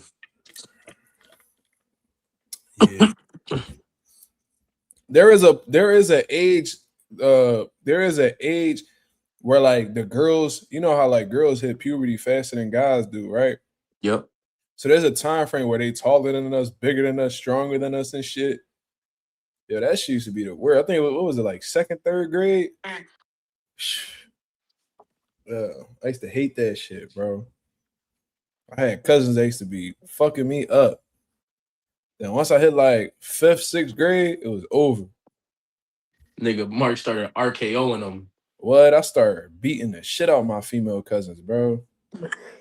Yo, facts. I can relate. I can relate, I was dog. like 10. When I hit 10, I had enough, bro. I started punching all my cousins dead in their chest. Bah! Then when my dad taught me boxing and they put me in wrestling, it was a wrap. Nigga, Mark was hitting him with liver shots, then going for double legs. Yo, Mark was a mess. Yeah, I used to feint the jab up top and go right for the double leg. Yo, nigga, Mark was evil. Mark got jumped by the Gross sisters from the Proud family. That's crazy. That's funny as shit. Shakur was probably McLovin from Superbad. Damn. If that's your first, Dead ass. I don't know though. I don't know how old Shakur was when he was fucking with her, but it wasn't that long ago. That's all I know. Like it wasn't that long ago. It was like 2020. When he fought Joant Gonzalez, that was before 2020, I think though. Let me see. 2020, 2019, maybe.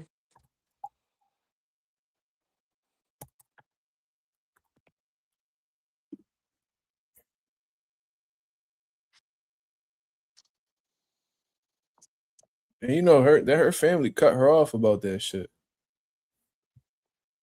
This is 2019. Good. Yeah, that was this girl in like 2019, bro. So that was me and Shakur like the same age.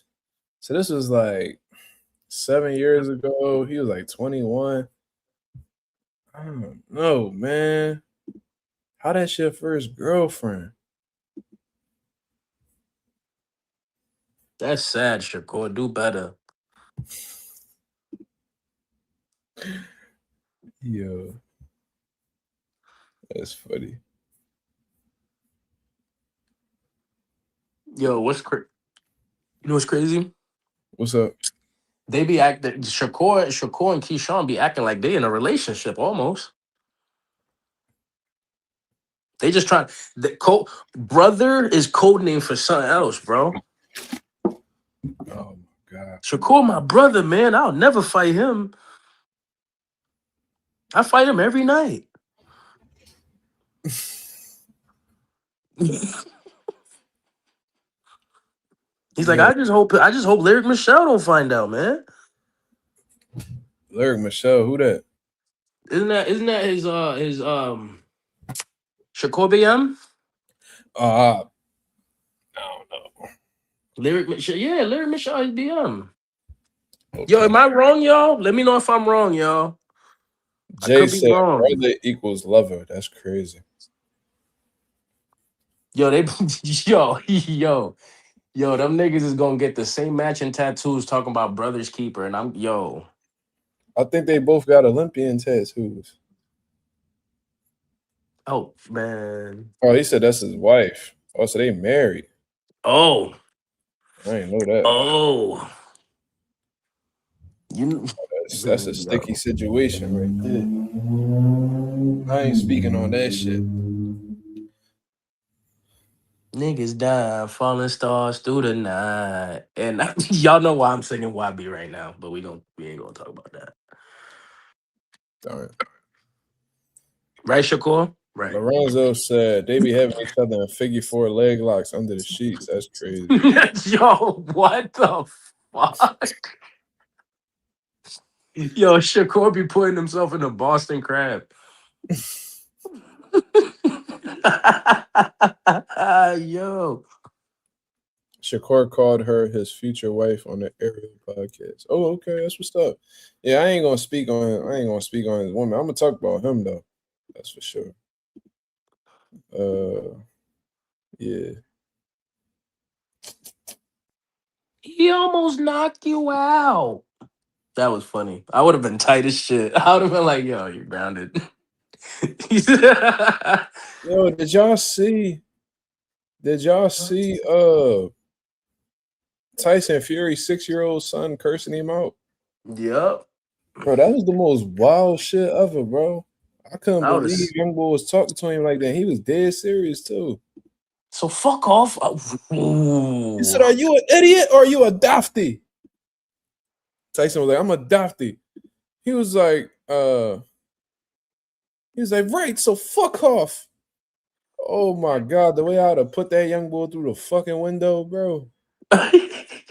Oh my god, I would have beat him, bro. Niggas would have had me in jail. On air, fuck it.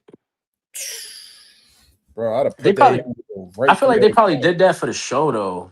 I don't think he Bro, really be ain't no talking to that nigga way, like that, bro. Ain't bro. no way. I'd have slapped young boy down the steps from his fucking bedroom, bro. All the way to breakfast. Get your fucking ass downstairs and go eat these fucking eggs and waffles, bitch. Man, I'd have swung that nigga like a. I'd have threw that Helicopter, nigga off the crib. helicopter.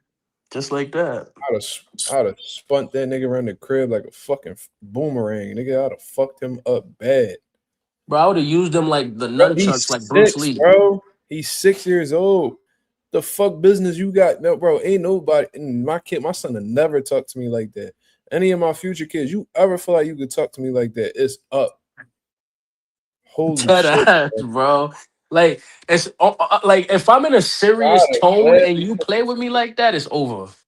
Bro, don't play with me like that, period. What the fuck? I'm not your friend, nigga. You crazy? Bro, I'd have lost my shit, bro. Oh my God. He called it, he said, fuck off. So He was all like, right, bro, so fuck off are then. you a Gideon? Are you a Ooh. Dafty? He was like, he's all right, so fuck me. Adonis, 6 years old, talking to his pop. Tyson looked at him like what? And he just laughed. I'm like, yo, y'all crazy as shit. He probably Now, kept his composure because he was now on he live got this. television. Now, Tyson Fury got a other son who like 12, Older. 13. Yeah, I forgot I don't know his name. But like he called Anthony Joshua a pussy. Now, if Anthony Joshua was to smack the earth, wind, and fire out your little ass, then yeah, I bet you be running to your dad for help. See, these young niggas be talking. These young niggas be talking so spicy because they know that they protected.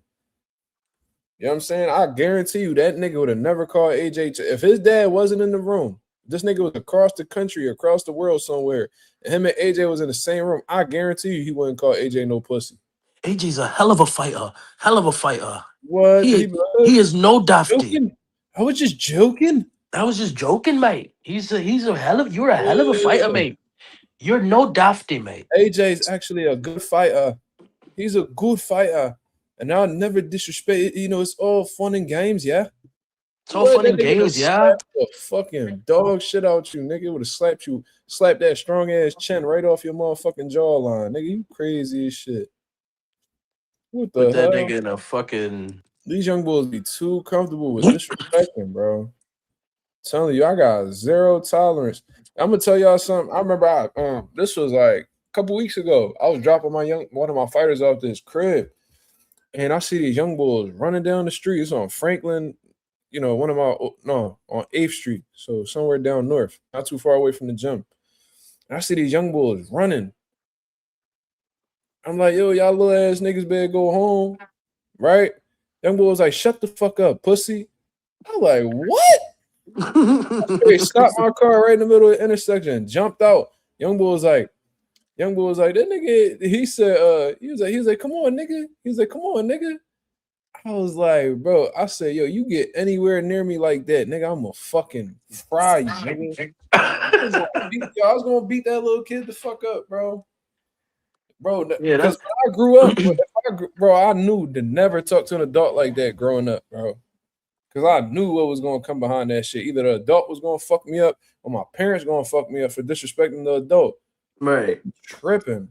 Like, what the hell? He said, Bro, he disrespected shit out me, bro. I jumped right out the car. I'm like, yo, come over here, bro. No, he's like, come here, nigga, come here. He's saying some shit like that. I was like, wow, these young boys disrespectful with shit. yeah, bro. Little niggas nowadays don't give a shit, bro. It's the internet, bro. The Bro, internet be having these niggas think they brave. Bro, I'd have snapped young boy neck, putting him in the guillotine, bro. I swear to God. That's exactly what I was going to do to him. I was going to put him in a fucking standing guillotine. I'd have choked him out, bro. Yo, bro, like, shit too. I'd have wrung his fucking neck, bro. yo, bro, like, I would full on fight a 14-year-old kid, bro. I don't give a flying shit. Punch him, all that. I don't give a fuck. I had the one young boy. So there's this other young boy, right? We got the oldest kids class is 14 to 17-year-olds. So there's one little young boy in that class. He like 17, got a smart ass mouth, right? And he tried to give my dad a fake 20. Mm. And I was like, my dad told me about that shit, but my dad, he be falling back now. Like he don't really be, pressing niggas how he used to and shit. I guess that's just what come with age and shit. So like when I see this nigga, I'm gonna press him, right?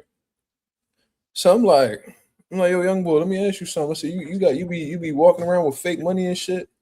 Oh yeah, but it's just a joke. I said, let me see that joint that you he pulled that shit out of his wallet. I said, bro, you ever pull that shit out again, bro? Like I'm gonna smack the shit out you, bro. I'm not even playing with you. I said, don't even be doing that with our business, bro. I said, who you be giving that money? Oh, my cousin gave me fake money. Oh, well, get that shit back to your cousin, nigga. So you pull out. I said, you ever try that shit over here, bro? You disrespect my father again, I'm gonna smack the shit out you, bro. He couldn't believe what I was saying. I Yeah, said bro. that shit in front of all his friends, and the one young boy was like, yo, that's crazy. Yo, he was trying to instigate and all that shit. My young boy, stop dicking, young boy. He Dead was like, ass, bro. yeah, I be talking to them young boys just like that. Yo, stop dicking, young boy. Fuck out of here. Cause niggas where I'm from, the niggas that be instigating get smacked too. Fuck is you talking about? Nigga, my sister's 10, bro, and she be thinking she could be disrespecting everybody. Bro, my aunt called me that she was disrespecting niggas at the crib over there, bro. Bro, she heard I was pulling up. As soon as she seen me walk in the door, she ran upstairs. Cause she knew what type of time I was on. Yeah, Like, I don't tolerate that disrespect. Not at all. Especially now in this situation. Fuck no. Not doing that. crazy, Not having that. And I explained that shit to her too. I'm like, yo, we going through shit. Don't have me fuck you up. Real nigga shit. I bro. will punch you in your shit. Told her just like that. I talked to my sister straight up since she was a baby. Talked to her just like that. So she knows. Cause bro, one thing is the real world is a fucked up ass place, bro. You gotta get these kids ready for the real world, bro. That's a fact. This world is fucked up, dark, and cruel, bro. That's a fact. Yeah, for sure. And before my sister goes down the road I went through, nah, fuck no. Stopping that shit at its core. No, that's a fact. That's how it should be done, for real, for real. Let's see. He said niggas keep bringing up Sean Haney. Yeah, young boy is definitely Yeah, yo, that's another one. young boy is definitely out of pocket for that Tiger situation. He was talking out of place, for real, because he a Super out young of boy. place. You know what I'm saying? And Tiger really wasn't worried about young boy. Like young boy asserted himself into that situation, and he felt comfortable doing that because he was He around felt people. protected. I don't feel like I don't think Sean built like that where he would have said that to Tiger on some one-on-one shit. I don't believe that. He was thinking at it like this. He was like, my brother's right over there, 10 feet away doing the Yeah, I'm with interview. my pops. I'm with my pops. I'm with the security team. I'm good. Bro, he Fuck had this nigga Tiger. security and he had niggas from his boxing team with him. Mm-hmm. You know what I mean? I know that I met the team because they fought at Pivot. You feel what I'm saying? So I seen all them niggas and they all like, you know what I mean? They wasn't acting like that over here. But them niggas, they was the ones threatening Tiger and all that bullshit. But I feel like I just don't like these young niggas like talking outside their skin. But that be they people that be making them feel like that's cool to do. Mm-hmm. Like I'll be having niggas see my whole thing is when I'm somewhere, I'm trying to be in and out. No problems, no confrontation, none of that shit. For example, on Friday, right? When David fought that young boy, he had to be like Mexican and Rican, right?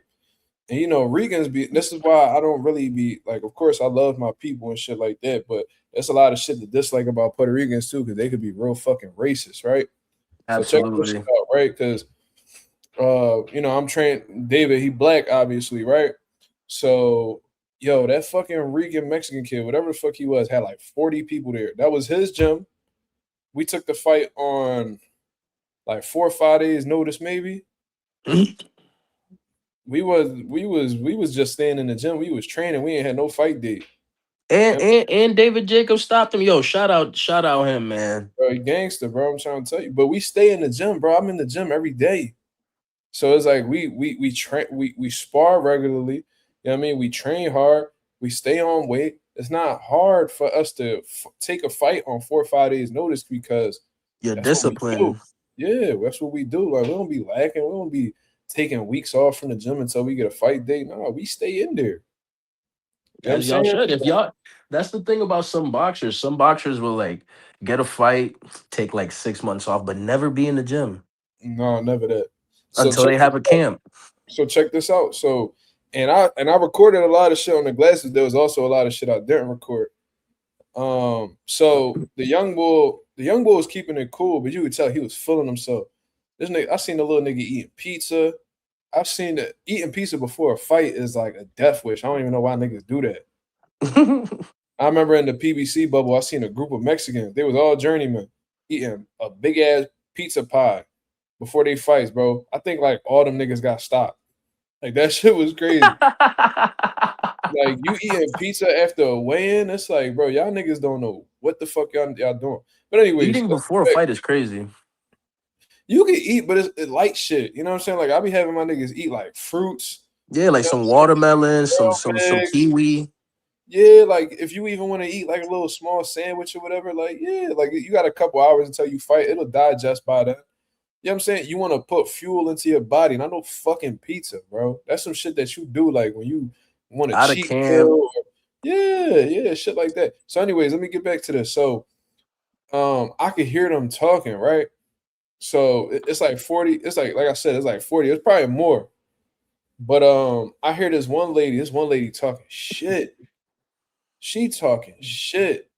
Some Rican Jones. She like, oh, he look like he a Boricua. He a Boricua. When I look over, they looking at me. So I'm like, I don't say nothing to him. I just keep that shit moving.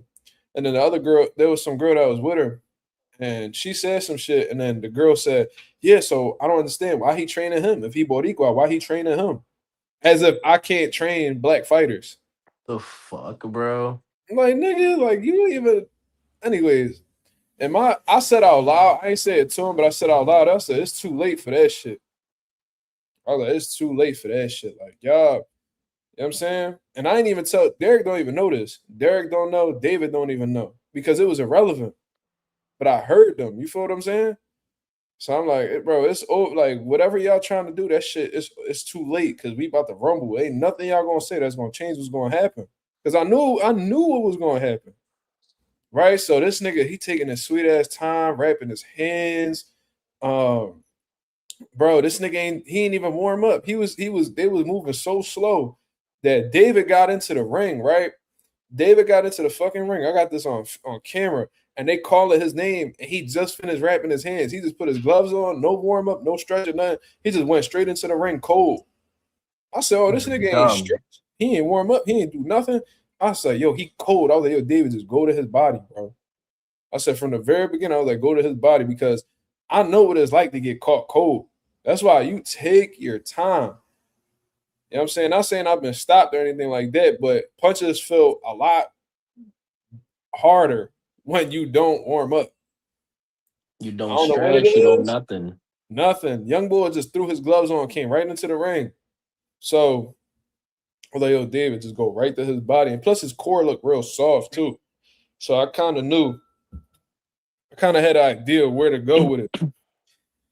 So, bro, first minute of the John, boy came out trying to rumble, right? And he was he had like some reach to him, he had some height, but he wanted to fight David on the inside. I was like, that's a dumbass mistake. I don't know why the fuck you want to fight him on the inside. He's strong as shit. Young boy was strong as shit. He got a couple knockouts already. So I'm like, all right. You know what I'm saying? So they was fighting on the inside. First left hook to the body, bro. Went right down. Right down, bro. And I felt them body shots before, bro. Like they don't look like they hard, but that kid's hands are so heavy that he don't need to turn them bitches all the way. I don't know what it is about that kid, but that kid has real power. Like I be having a thick ass body shield on that's probably like 6, 7, 8 inches thick, right? Straight padding, and he's ripping them shots. And he's not even turning them all the way over, and it feels like it feels like a fucking brick is hitting that power shield. How old is he? How old is he? 17. Oh shit. So I knew that without a body shield, I know that shit would hurt really fucking bad. So everybody in the gym was like, So I had a couple homies. I was like, yo, that shit didn't even look like it was that crazy. I said, it don't. But everybody that ever sparred him in the gym, they was like, bro, I know that shit hurt because they felt that shit. No, I was about to, like I was looking at that video. He didn't. It didn't look like he put too much into it. It looked like a quick boom, real quick to the lip, to the body, bang, and then when he went down. Yeah, bro. And yo, the way they went so quiet. The way they went so quiet, bro. You watch that video, man. They didn't say a single word, bro. At all. I ain't say nothing, but David started celebrating, right? I said all of this because you gotta play it. My whole thing is to get in and get out, right? Mhm. So I know, bro, it's only 3 of us, and there's like 40 of them niggas, right?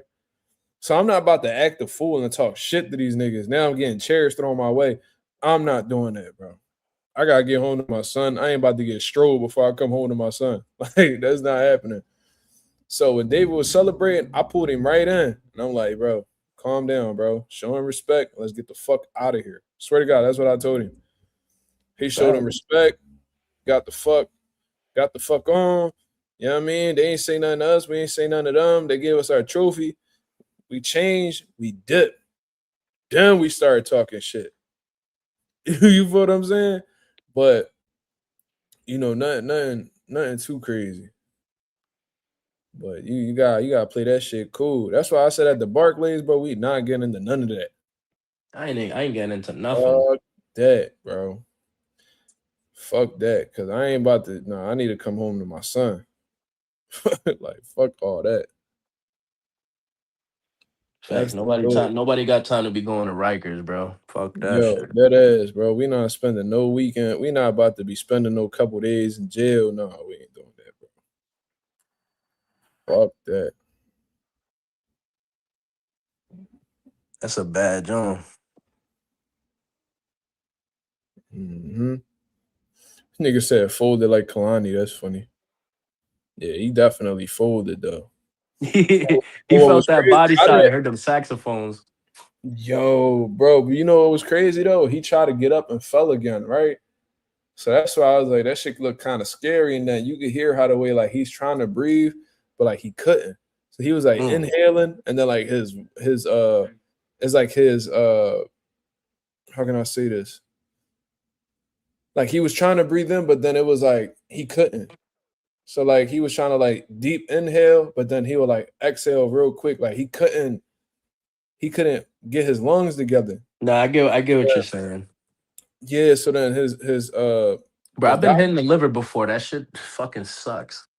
Ass. Yeah, so then the doctor sat him on the chair and was checking his pulse to see what his heart rate was.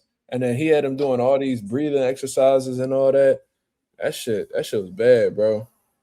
That shit was bad. That was like one of the more ugly knockouts. That shit was more scary than watching somebody get sparked. Because I'm trying to tell you, I done had niggas get knocked out cold in the gym. And then they'll wake up like nothing happened. Like this nigga was literally, you could have counted to 100 and that nigga wasn't getting up. So that was a super bad John. It was that pizza. Yo, he was having a time though, because all his family was there. So he like, I was wondering, I said, bro, when this nigga gonna wrap his hands? Cause like he was just interacting, talking to his people, he laughing, he shadow boxing with the other kids. I'm like they was acting like they was sparring each other. It was like we call it shadow sparring. Yeah. So they all like playing around. I said, this nigga's like really fucking confident. Right? So he getting his hands wrapped like how the pros do. I don't be doing that with my amateurs. That shit makes no sense. I have them wrap their hands how they usually wrap their hands. I put the tape around the Velcro and I have the referee sign off on it. Don't make no sense to wrap hands professionally. Like I don't with gauze and tape. That shit don't even make sense to me. But bro, it took them niggas like a whole 20 minutes to wrap both hands. And by the time they was finished wrapping the hands, they was getting called into the ring. He had no warm up, nothing, bro. They fucked young boy over bad with that shit. In front of his whole family. Bro, they was so quiet. That's all I remember. and I was No cool with pending that day. bro, they was already they was like, what I heard some shit like, after the win, we gonna go here. I was like, yo, is it? I ain't gonna lie. I started thinking in my head, I'm like, yo, is Young Bull really this nice? I ain't gonna lie. I was like, yo, this nigga nice like that. Cause the way they was talking, I'm like, yo, Young Bull, the way they acting, this little nigga might be the truth or something. They were planning on where to go with the win after the win. I wonder where they Bro, were planning to go after the I seen loss. some shit one time, bro. See, I remember this. I remember when Derek fought in up by like Jersey Shore up there and shit. These niggas already had, and this ain't had nothing to do with Derek, but it was a fight down, I forgot where it was, but it was right by Wildwood. Like you could smell the beach from where the gym was. The beach got a smell and shit, like the salt water and all that. Yeah. You hop out, I remember I hopped out the car. This was a little bit before my son was born. So this was the summer of 2023. I hop out the car, got that nice little ocean breeze out there. You could smell the salt water. So like we that close to the beach. So we go in there, and the boy that was the main event already had a fucking banner made with a congratulations. And the nigga lost. I swear to God, bro. I'm like, yo, the arrogance of these niggas, bro. I don't even play like that. I be telling my fighters, bro, like my fighters, I always keep them humble because they like, yo, bro, like I'm really about to hit this nigga with these little ass gloves on. I'm like, yeah, but them little ass gloves, they gonna have little ass gloves too, so you gotta be on point. You feel what I'm saying? Like I always keep them like well aware of their opponents. But I literally saw a banner, like one of them professional banners, nigga. That like it'd be like, oh, congratulate, like prom, and how like niggas put up big ass prom banners and all this shit, like birthday party banners, like real expensive joints, like real fabric. That's like printed. Nah, these niggas is wild. Congratulations to, and I forgot his name. Like he already won. This nigga, another thing, these niggas had t-shirts made with like a picture of him hitting like a bag or some shit. And I'm like, yo, these niggas like the fuck, like what was it? His last amateur fight or something? Like the fuck? He was a fucking young boy. He was a little white young boy. He a little redhead motherfucker. I remember that shit. Oh man. They was gassing him up heavy, bro. I'm like, yo, this little nigga gotta be nice. Bro, that nigga, you know what it was? That nigga bro, probably that nigga was certified ass. Nobody in his family probably never did something decent, so they were hyping that up. I just think they was underestimating. Like they just thought so much of their son, they ain't even consider that punches come back. Niggas be thinking when they box, they hitting a heavy bag. Like, no, nigga, no, that person gonna be moving.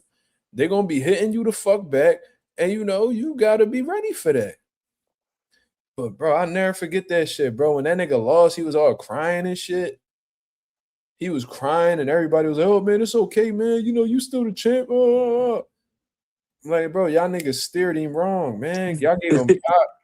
Y'all piped his head up, felt like it was impossible for him to lose, and then he got embarrassed. You know what I mean? And for real, I've been in Jersey hundreds of times since then. I ain't see Young Bull since. This nigga Justin said, "Hope they had a receipt." Yo, take all that shit back, the t-shirts and all. Like, take the kid back too. Fuck it, bro. Put that nigga back in the pussy, bro. Like that shit. Dead ass, bro. What the fuck, bro? I wonder what that ride home was like. Man, them niggas, they probably lived down there, so it probably wasn't a long ride at all. But Derek won. They tried to rob us too. They tried to rob us, but we won. You know what I'm saying? Gangster. You still the champ. He said you still the champ. No, you're not. Yo, I'm telling you, bro. I remember the one nigga walked out with a rapper. For an amateur fight? Yes. I hope he fucking got knocked out bad. He got filleted, nigga. Bro, I'm trying to tell you, like, we was cracking the fuck up. Now, that was in Jersey, too, but it was, like, Central Jersey. So this was like halfway to New York. This is probably like an hour away from New York. There was some boy that he walked out with a rapper. Mind you, nobody had music coming into the ring except him. This nigga, the boy rapping, he going all crazy. Mind you, we don't know who this nigga is, but we just watching him from the bleachers. And I'm gonna say young boy had to be like a 165 pounder. And my dad wasn't with me. It was just me and my three fighters. No, it was two fighters that fought that day. No, three. We went 3-0 too that day. I remember that shit clearly. So then it was a 165 bull. He come out with the rapper and all that shit. He came out first. They going crazy. Then it was like this white bull, but he looked like he was like Brazilian or some shit. He like one of them Brazilian niggas. Like you could tell, like he ain't speak English. He was one of them white bulls. But it looked like he had like some Hispanic in him. You know how like some Brazilian niggas be looking Hispanic and shit. But they like, white skinned it. Yeah. I think he was from Brazil, but I don't remember. He was from one of them Jones. So he came out, and I remember he had to be Brazilian because I think he had like Brazilian colors on, whatever. So bro, that fucking Brazilian bull dogged him. Bull came out all flashy, fast jab, trying to let his hands go. What? Wow, man. Abdul Rahim said, "Hi, Mazuma. Shakur, please shut the fuck up and chat. How are you? Likes and subscribe. Thanks." That's my name in the thingy right there. That's funny as shit. Shout out to Abdul Rahim. It looked like you was in the Mecca. Where was you at, Abdul? Ain't that out in Saudi Arabia where all the Muslim people be going to pray and shit? That's what's up. Nah, the way he read the name was funny though. Hi Mazuma, Shakur, please shut the fuck up and chat. That's just funny as shit, dog. Oh, that is your name on here. Okay, that makes a lot of sense. I was wondering why he said that. I was like, damn, Shakur just caught it straight for no reason. But yeah. I seen Nick, that Brazilian boy dogged him though. He tried to come out all flashy with the jab. Boy is not playing when he put that pressure, start fucking him up. I think he gave him an 8 count and all. Dude, man, he whooped him, bro. Man, I bet you the rapper left mid-fight. I don't remember what happened with Bull. I think we was fighting right after that. But I remember the one girl that came with us, she was a fighter too. She was cracking up, bro. She was laughing like the whole ride back. Like, yo, this nigga really came out with a rapper and lost. Like, bro, why are you coming out with a rapper to an amateur show? What be frying me be the amateurs that be dressing like pros. Like they be having like the professional boxing trunks and shit. Oh, I see what you mean. Nigga, like you like got custom trunks, like they like, bro, come on, bro. Cut it the fuck out. Jay said the rapper wrote about it after. Came out to this trash nigga. He got fucked up, knocked out. First round niggas trash nigga. Yeah, just like that. Bad John. But we ain't even talk about Raymond Muratalla overpricing him. So they're saying that Raymond Muratalla, according to Eddie Hearn, said, damn, I lost the fucking John. Let me see if I find it. But apparently Raymond Muratalla asked for $3 million when they offered him a 7-figure purse to fight Shakur. So shit ain't really work out, or whatever the case is. Let's see. They said that Raymond Muratalla back in camp though, but Eddie Hearn said that Shakur Stevenson offered Raymond Muratalla well over 7 figures to fight, but he wanted $3 million after saying he would fight Shakur for anything in a heartbeat. That's why you can't be believing these niggas, man.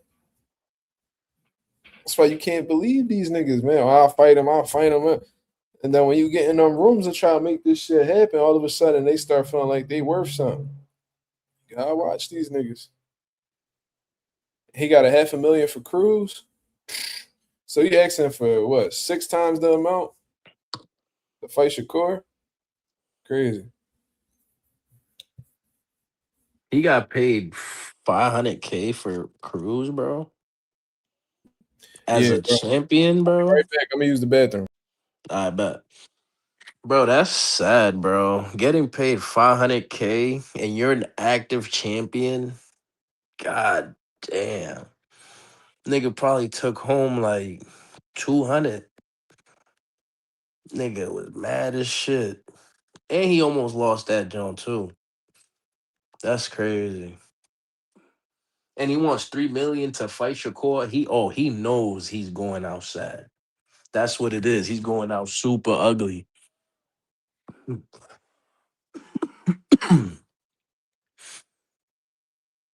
Yeah, like 150, 200,000, bro. That's nothing for real. Especially if you're an active champion. Like this nigga Tank makes what? Fucking 25 million and up. I'm estimating, by the way. But like, damn. But yeah, you ain't worth no 3 million, bro. If you ask for maybe like a mil, cool. Million's cool to fight Shakur. You're not really this name for real. Like you're a name because you have a belt, but you're not really this top dog.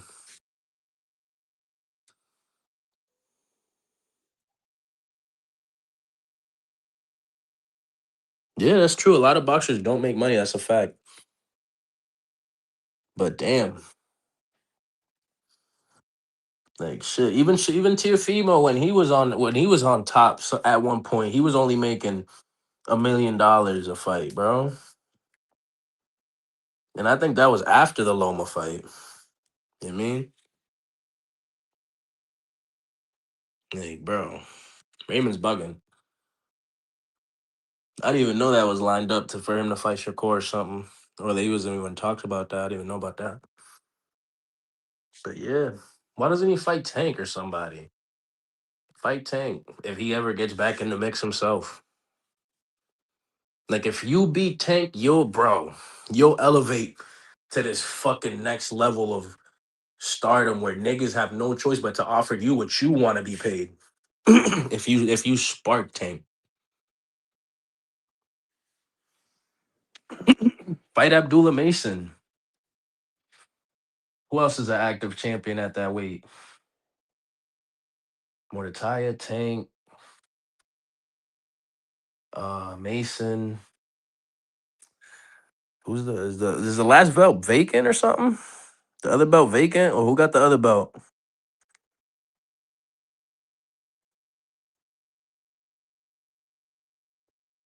This nigga Brian Norman Jr. wanted 1.7 for Jin Sasaki. The fuck out of here. Oh no, he wanted 1. Wait, who the fuck he wanted 1.7 for? Sasaki? Or was it for Boots?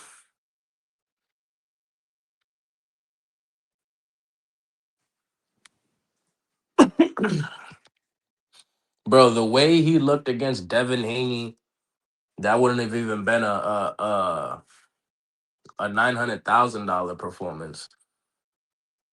Like, all right, so WBC is vacant. Who the fuck's gonna fight for that? Who's fighting for that? That's gonna be Zepeda and Roach, right? Zepeda and Roach is fighting for that or not? Or is it Floyd Schofield or somebody? I don't know who's fighting for that.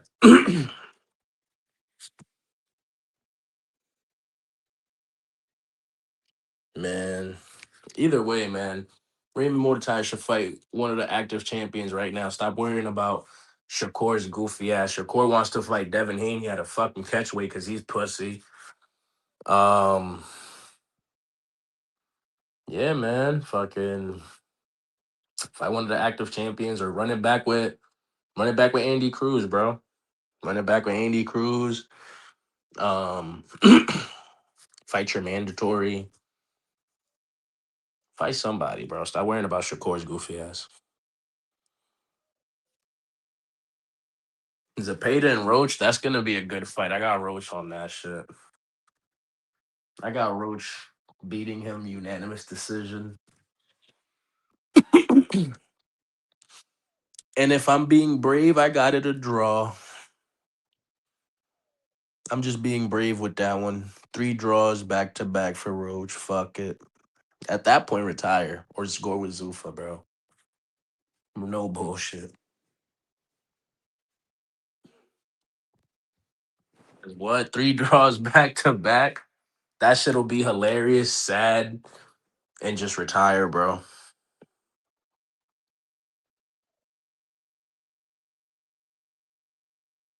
Okay, so, but didn't Mark say the last live that Lucas Body said he needs more time?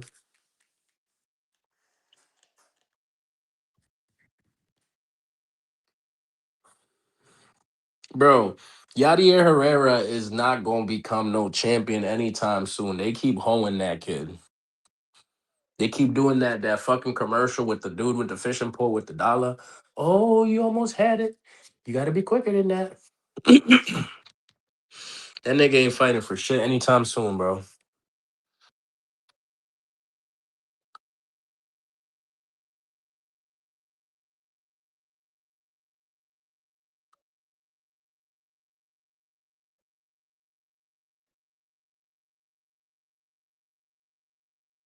Who the fuck is Almond Joy? They called him Almond Joy. Pause. You don't ever call no other man Almond Joy, bro. That sounds crazy.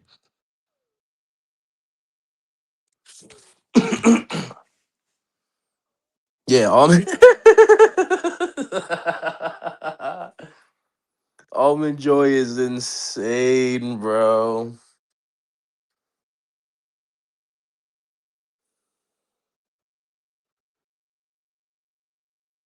Smith versus Puello, who you got? Ooh, that's a good fight. I don't see I don't see this nigga sparking Puello how he sparked Subriel. Fuck. I don't know, man. That's 50-50. I'm gonna give the slight edge to Puello. I'm gonna give the slight edge to Puello just because of what we've seen from him. Like I've seen more from him than I've seen from Dalton Smith. So I'd have to do more research on Dalton Smith. But if you ask me for right now, I got Puello. I'm giving him the slight edge.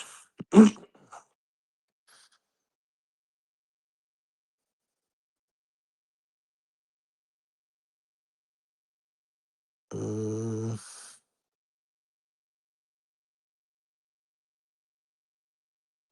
called Sweet with a Nut. What, yo? Chill, Justin. Good. Bugging.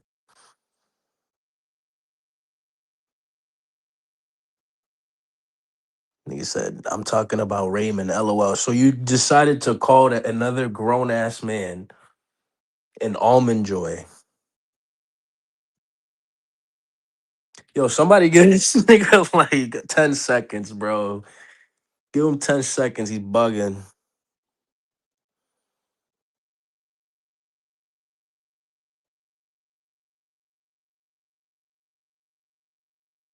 Man, almond joy is crazy. His word, bro. Nigga said almond joy. What made you want to call him that, bro? Like, what the fuck, bro? I want to know What? the process behind almond joy. What There's what no made you need. call him that? And how the fuck were you supposed to know that was about Raymond? Like, what the fuck? That's what I'm trying. Is it because of the mond at the end of Raymond? Instead of Raymond, you call him Almond? Nah, it still don't even work, bro. Replacing Ray with Al? Oh, where did that? I need to know the thought process behind that. That's crazy. Dog, I read that shit. I'm like, what? That's what Like, Shakur what? called Key. That's crazy. That's what Shakur called Keyshawn? Oh, That's yeah, they def fucking. hilarious. That's fucking hilarious. Justin just made that up, but that's funny as shit. Oh, oh. Oh, I was about to say, yeah, they definitely open if that was the case. Call that nigga Reese's Cup. Yeah, Beth ain't Damn, man. tripping. Bully said Shakur trying to 80-20 more to Taya. If you offering a nigga well over 7 figures to fight, that's not, he's And not it's 80-20 him. especially if you're not really this big all-out star that niggas is really gonna make that much money from. Come on, bro. Raymond probably looking at it like, all right, well, Shakur with Turkey. You know what I'm saying? So, like, what's up? Cash me out. Like, how the way, Turkey cashed out Brian Norman. That's probably how the way he looking at it. Like, oh, he with Turkey. Turkey going to get us paid, so let's ask for as much money as possible. But I heard Eddie said Turkey not paying niggas like that no more. So, Exactly. You hear that, right? And what do you think is gonna happen with Zufa down the line? You already hearing that. mm, And he's doing this to real well, there's real fighters at Zufa, but you get what I'm saying. He's doing this with niggas who really want to get to this legacy shit. yeah. Imagine to these niggas who don't want this legacy shit and are over there eating dick at Zufa. You know what I'm saying? He said, I like you and I want you. This nigga Justin tripping. But you got any last words for the people, son, before we get up out of here? Shakur, stop picking and choosing your battles like your boy Richardson Hitchens. Get off Keyshawn's dick. That's not your brother. Do better. Stop calling niggas out in another division if you really have no plans on going up to the full weight and fighting them. Shut the fuck up. That's it. Hey, yo, I agree with that shit 1,000%, man. That was beautifully said. So I'm gonna get up out of here. I hope you guys enjoyed the live. If y'all appreciated it, please hit the like, please hit the subscribe button. We go live for the most part on a daily basis and or around 10:30 p.m. Eastern Standard Time. We give you guys live boxing talk on a daily basis. Be on the lookout for did I put that video out earlier or I didn't? What with the resumes? No, I put that out yesterday. So yeah, go check that out where I'm talking about Jerron Ennis, Xander Zaya's resume. You know what I mean? All that good stuff, man. Shout out to everybody that's been contributing to the channel. It's doing, it's definitely paying off. The subscribers is looking good as well. Thank you guys very much. You know what I'm saying? Until then, I hope you guys have a blessed, beautiful one. I'll be back at y'all with another video tomorrow to continue discussing what's currently going on in the boxing world. Shit, you might even catch me in the studio tomorrow. If I get what I get done early, you might catch me at the, Mazuma Studios tomorrow, man. I mean, so be on the lookout for that. Until then, I hope you guys have a blessed, beautiful one. I'm up out of here, man. Please.